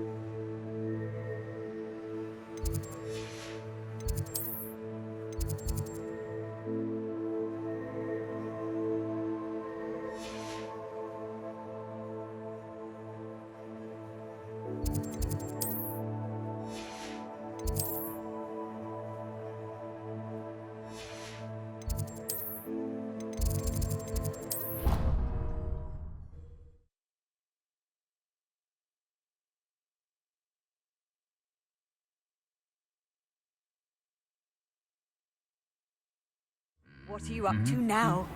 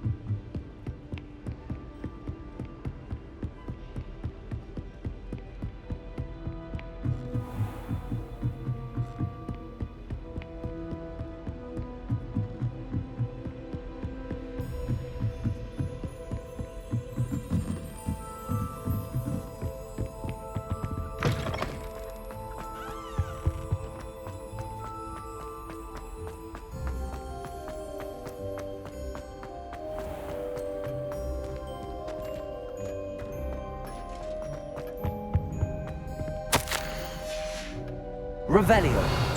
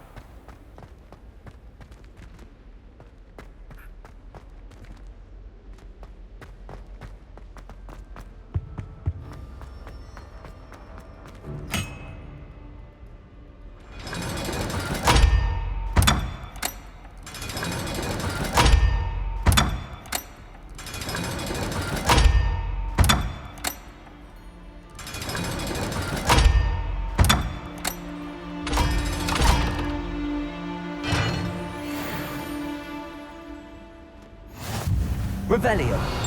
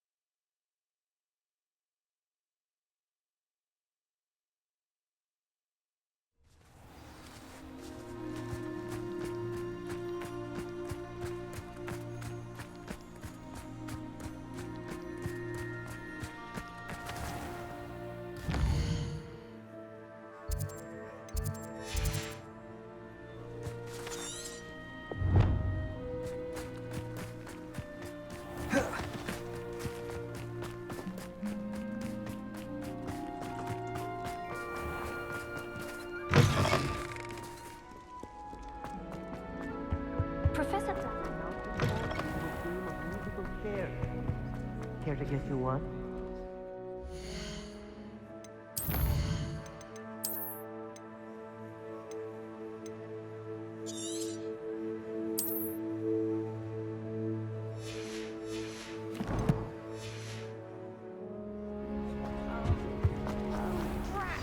I'm not ready for Professor Bin's lecture. I forgot my pillow. In today's lesson, we will cover a truly thrilling event. The Goblin Rebellion of 1752 and all its triumphant tragedy. But more specifically, we will address the devastating effect it had on the wizard milling industry. Throughout the many goblin battles, countless wizard cloaks were lost. Actually, we do know the number. 632. But history occurs outside the classroom. And look, it's time for my constitutional. One can practically osmose the history flowing through Hogwarts. I think the professor wants us to follow him. And now, Albus. If you fail history of magic, you're doomed to repeat it. Along with the rest of the castle, that it was completed in the late early Middle Ages. The hall and the bell towers that loom above it contain myriad interesting artifacts.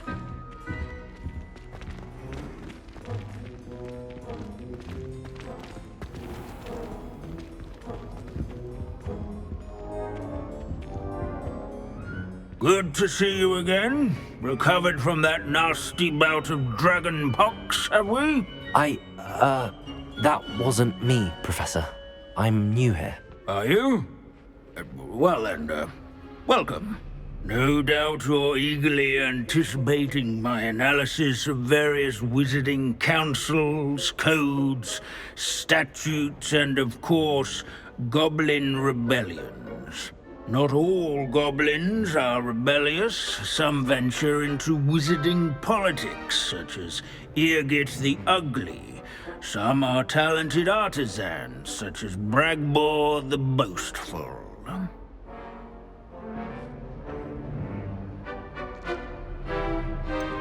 Did you say Bragbor? I think I know that name. Well known for his metalwork. I would imagine much of his goblin-wrought iron and silver has survived to this very day. Oh, of course. Odgok said he was an ancestor of Ranrock. Where were we? Oh yes. Back to our class topic for today. Grimbold Weft. Another notable historical figure. He's right nearby.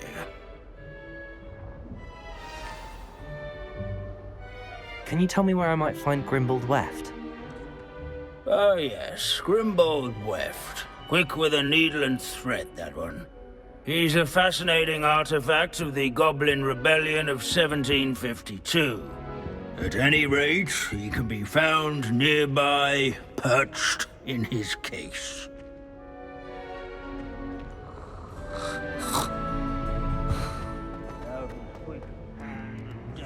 Revelio.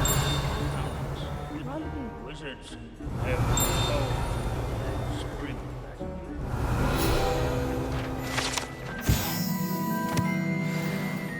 Oh yes, I see you found Grimbold Weft.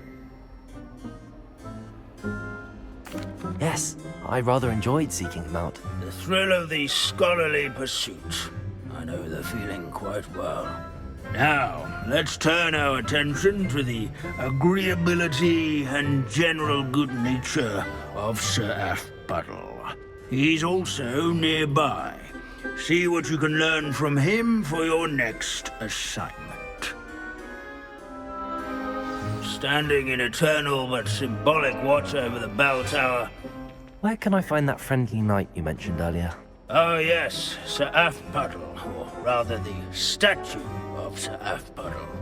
It can be found amongst the other statues of knights.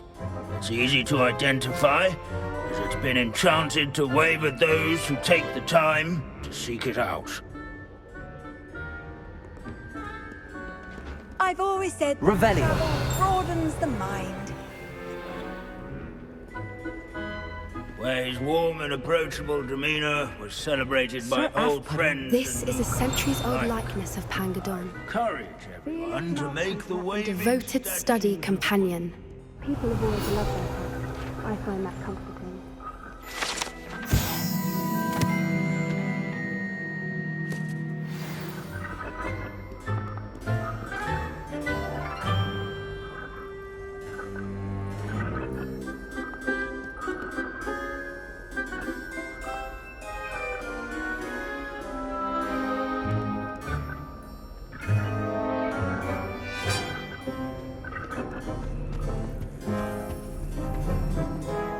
All the centuries that Hogwarts. Professor Binns, I found the statue of Sir Athpuddle. Ah, well done. Alas, Sir Athpuddle's affability was his undoing. Died instantly trying to befriend a basilisk. Eye contact is not always to be encouraged.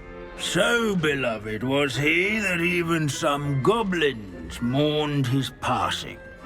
Of course, that did not bode well with the rest of the goblins, most of whom could not abide mourning the loss of a wizard.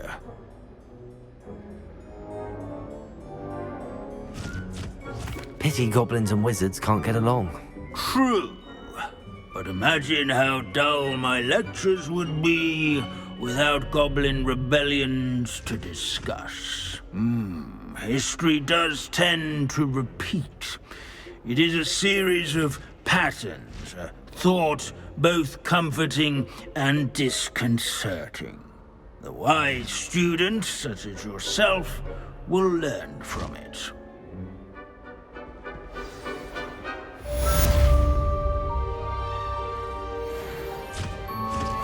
History is written by those who do their schoolwork, so they say. Or at least, I like to say that. Looks like we've all gone on another one of Binns' wild goose chases.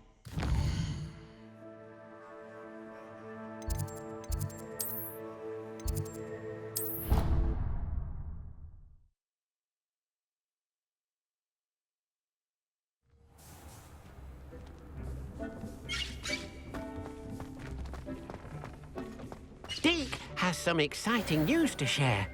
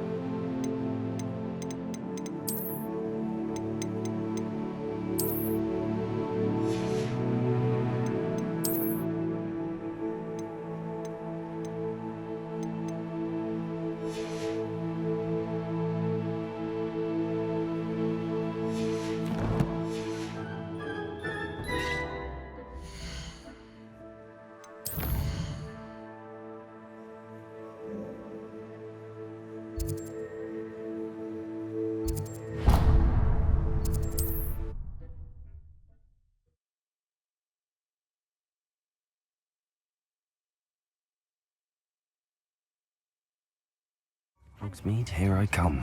Find yourself in the pocket of one who knows. I beg your pardon. Toadstool tales always made me wretched. Plenty for your perusal today. Take your time.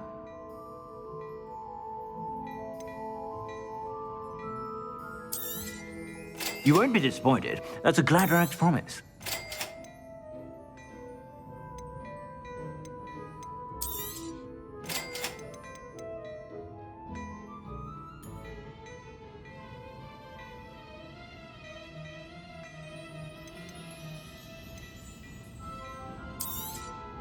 You won't be disappointed. That's a Gladrax promise.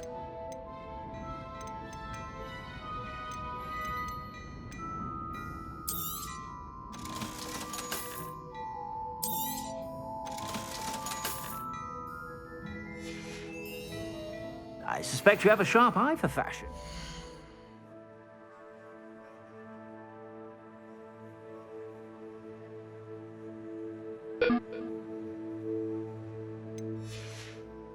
Be sure to stop by whenever you're about.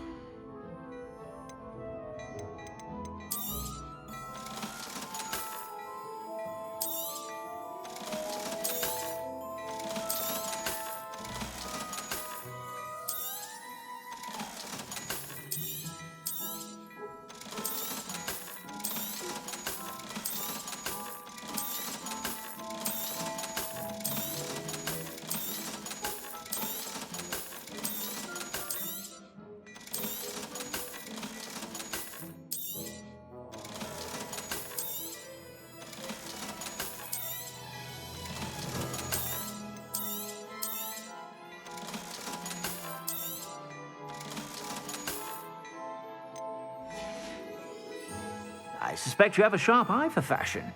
Be sure to stop by whenever you're about. I should imagine you can't go wrong with some fizzing.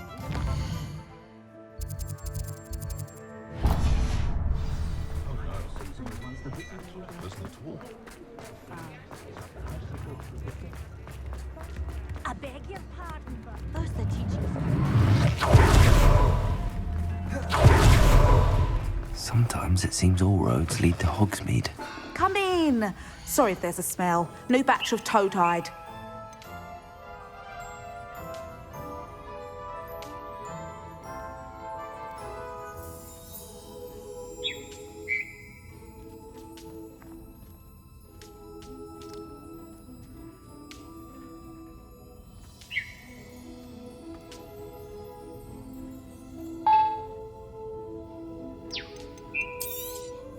You could never go wrong with those. Good choice, I'd say.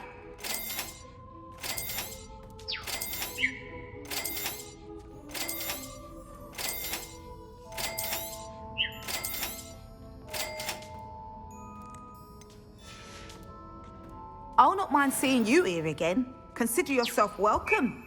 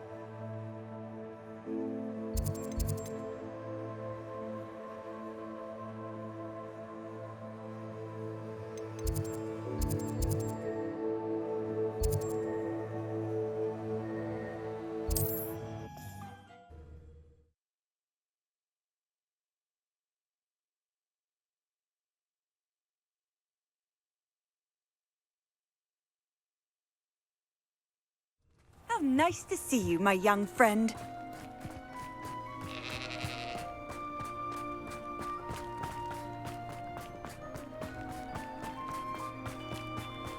I'll be able to look my neighbours in the eye. Hello, nice to see you again. You as well. What can I help you with?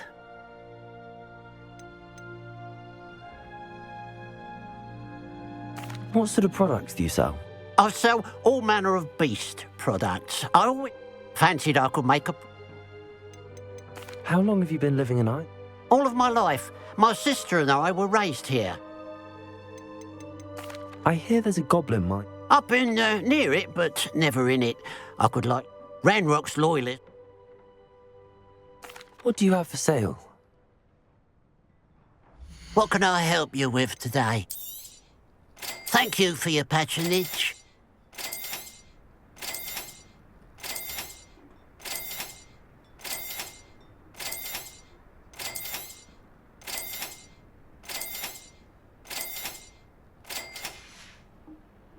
Glad you were able to stop by. It's you!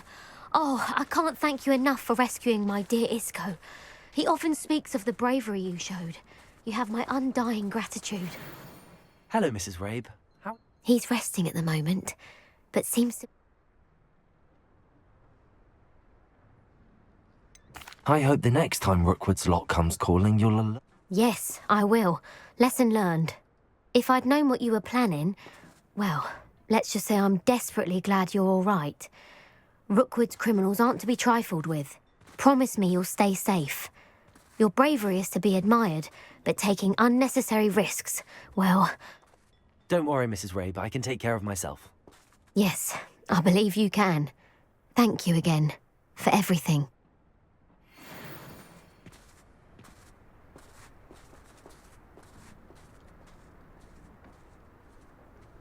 You the one that helped Agnes with her niffler? Glad she got it back. Hate having those beasts roaming around stealing things.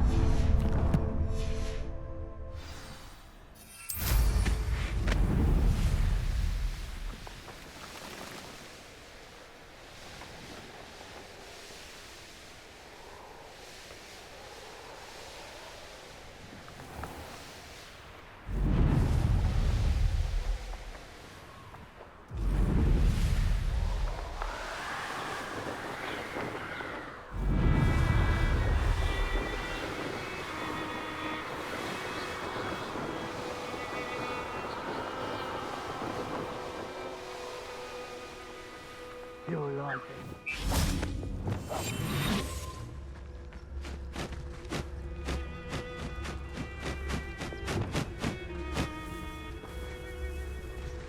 Revelio.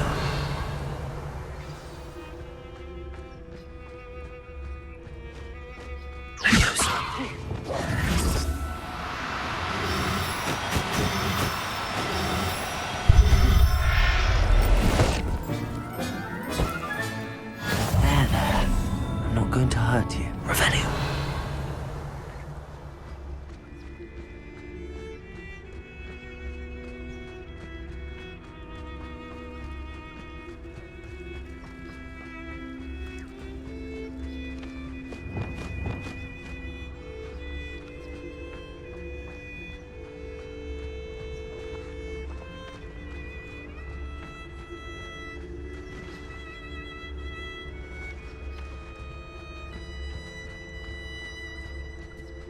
HELIOS.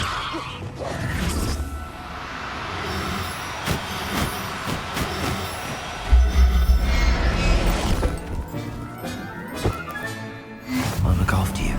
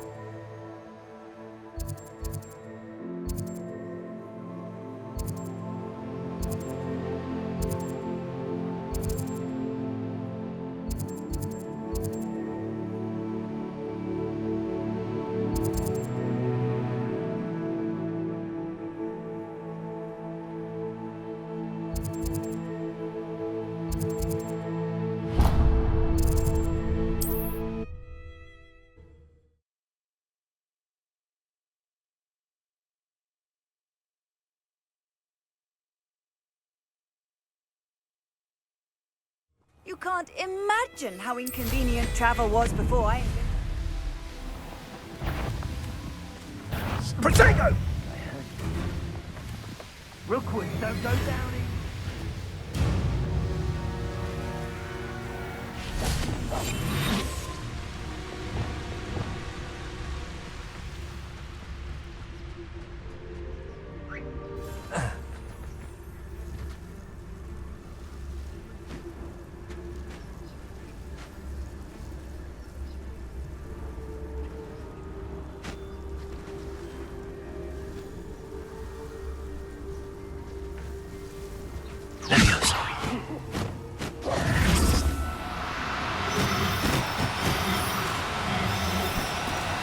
Do cooperate, won't you?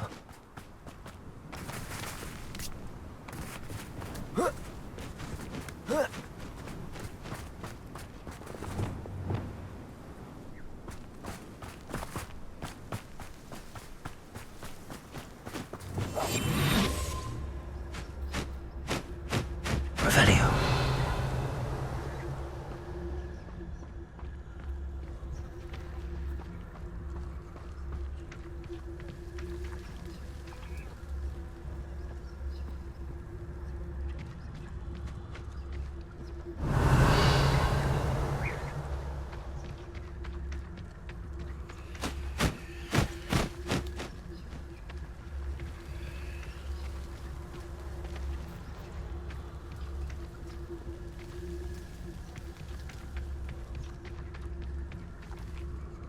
Revelio.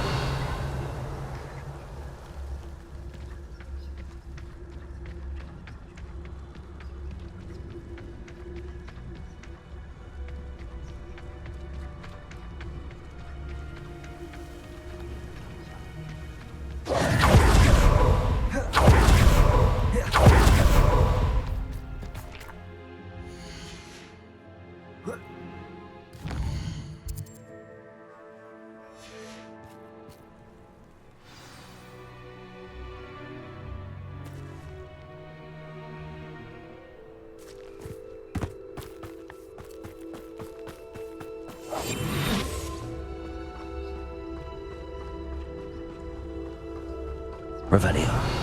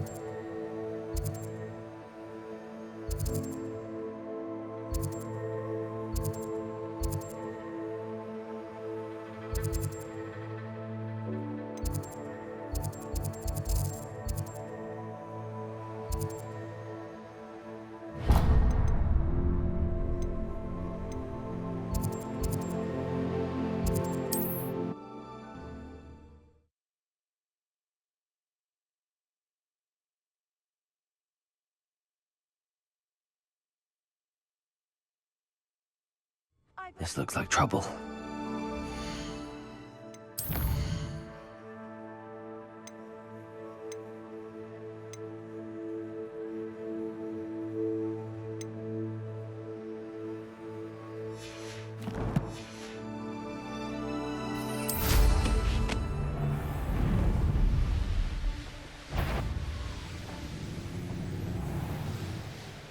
Oh, you're wasting your time.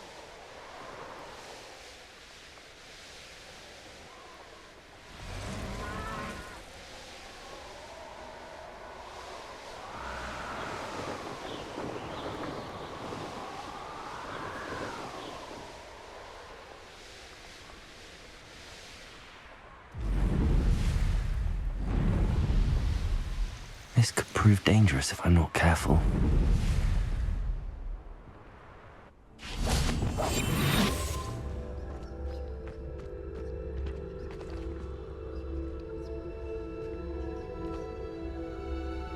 Revelio.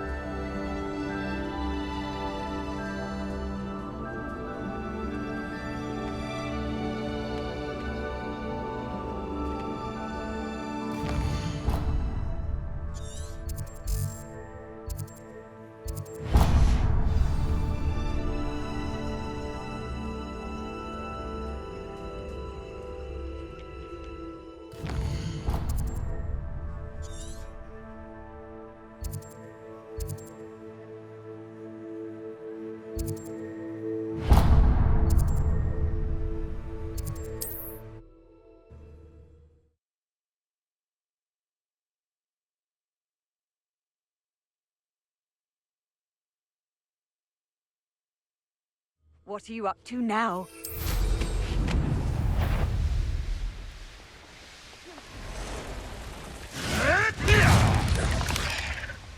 Levioso!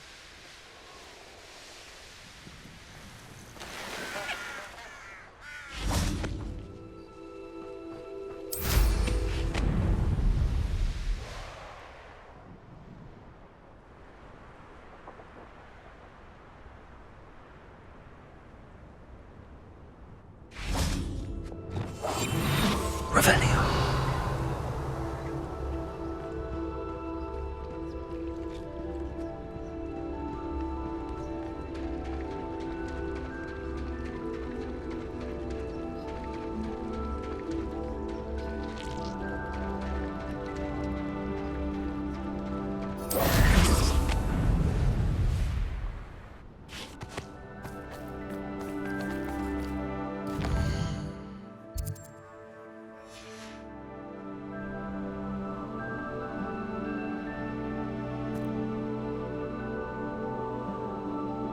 Revelio.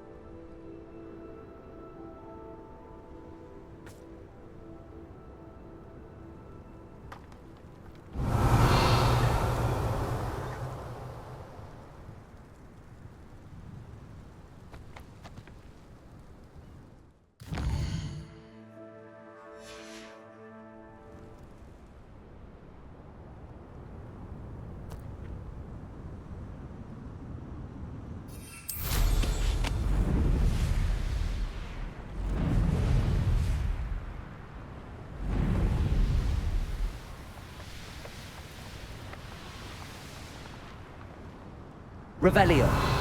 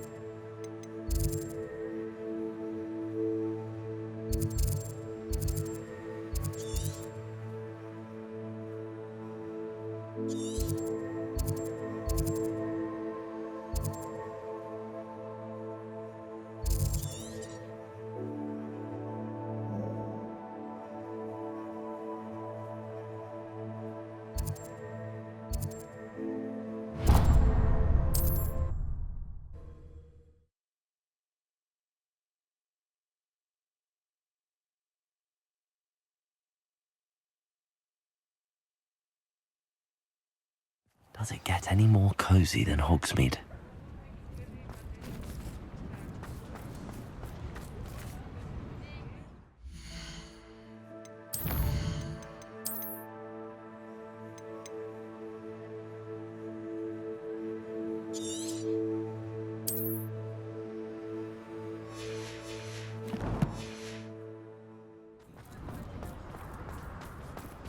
I beg your pardon, but would you mind helping out an old woman? Is everything all right? Oh, bless you. Oh, thank you for asking. I'm Betty. Betty Bugbrook. And no, everything is not all right. It's my dear friend Hazel. She's in trouble. Hazel? Yes. Oh, she's a unicorn. Known her for years. She doesn't like to leave the forest, so I visit her once a week to brush out her mane and bring her some treats. Her coat is glorious. Well, the last time I saw her, we were violently attacked by a pack of wolves. Hazel, loyal friend that she is, leapt in front to protect me, and in the process, I fear she may have been injured. I'm sorry to hear that. I want to help her, but she seems to have gone into hiding. Out of fear, I'd imagine. I know you Hogwarts students learn a fair bit about caring for beasts. Perhaps you could find my unicorn friend and get her somewhere safe so that she can heal. How did you become so close with the unicorn? It was luck, truly. I came across her when she was a little golden foal. Didn't even have a horn yet. Oh, she trusted me straight away. We'd play together for hours. Oh, I do hope she'll be all right. Unicorn hair is a valuable wand core, and I suppose losing a hair or two mightn't hurt her. But I'm terrified those poachers will want her for her blood, to keep themselves alive. And that is more than I can bear to think of. I'll keep an eye out for your unicorn friend and take her to safety if I see her. Oh, you've a good soul. I can always tell. Please, don't risk your own safety, though. I don't know precisely where she is, but I can tell you that her den is north of Hogsmeade. And although I haven't been able to brush her lately, I imagine she still has the brightest, most beautiful coat of her entire herd. Remember, you'll know her by her brilliant coat. Oh, and be warned, she's a stubborn girl. She may need some convincing to come with you. I need to look for a unicorn with a beautifully...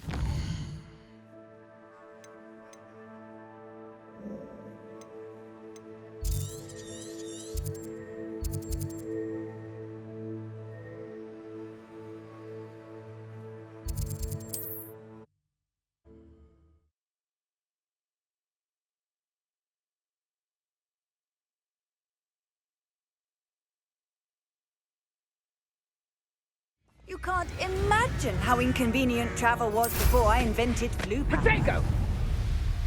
Let's play predator and prey, shall we?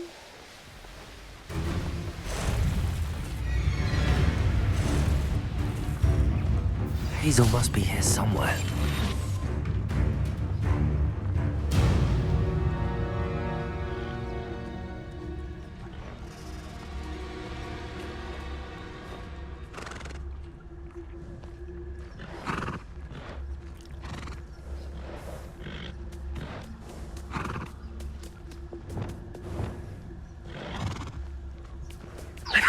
Come on, Hazel.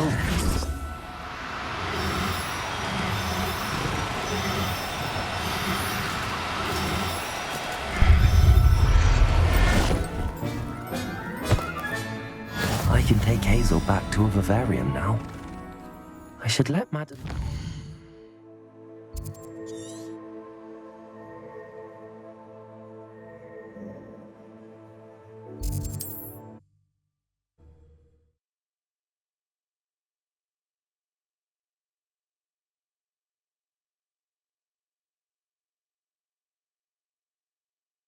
Hogsmeade, here I come.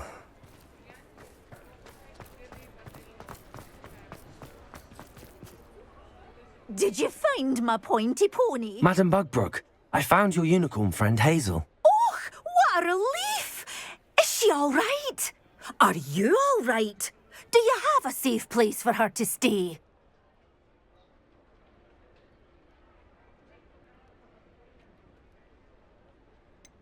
We're both fine, and I can keep her safe, I promise. But I wonder if you can help me with the costs of caring for her. Oh, I'm so relieved.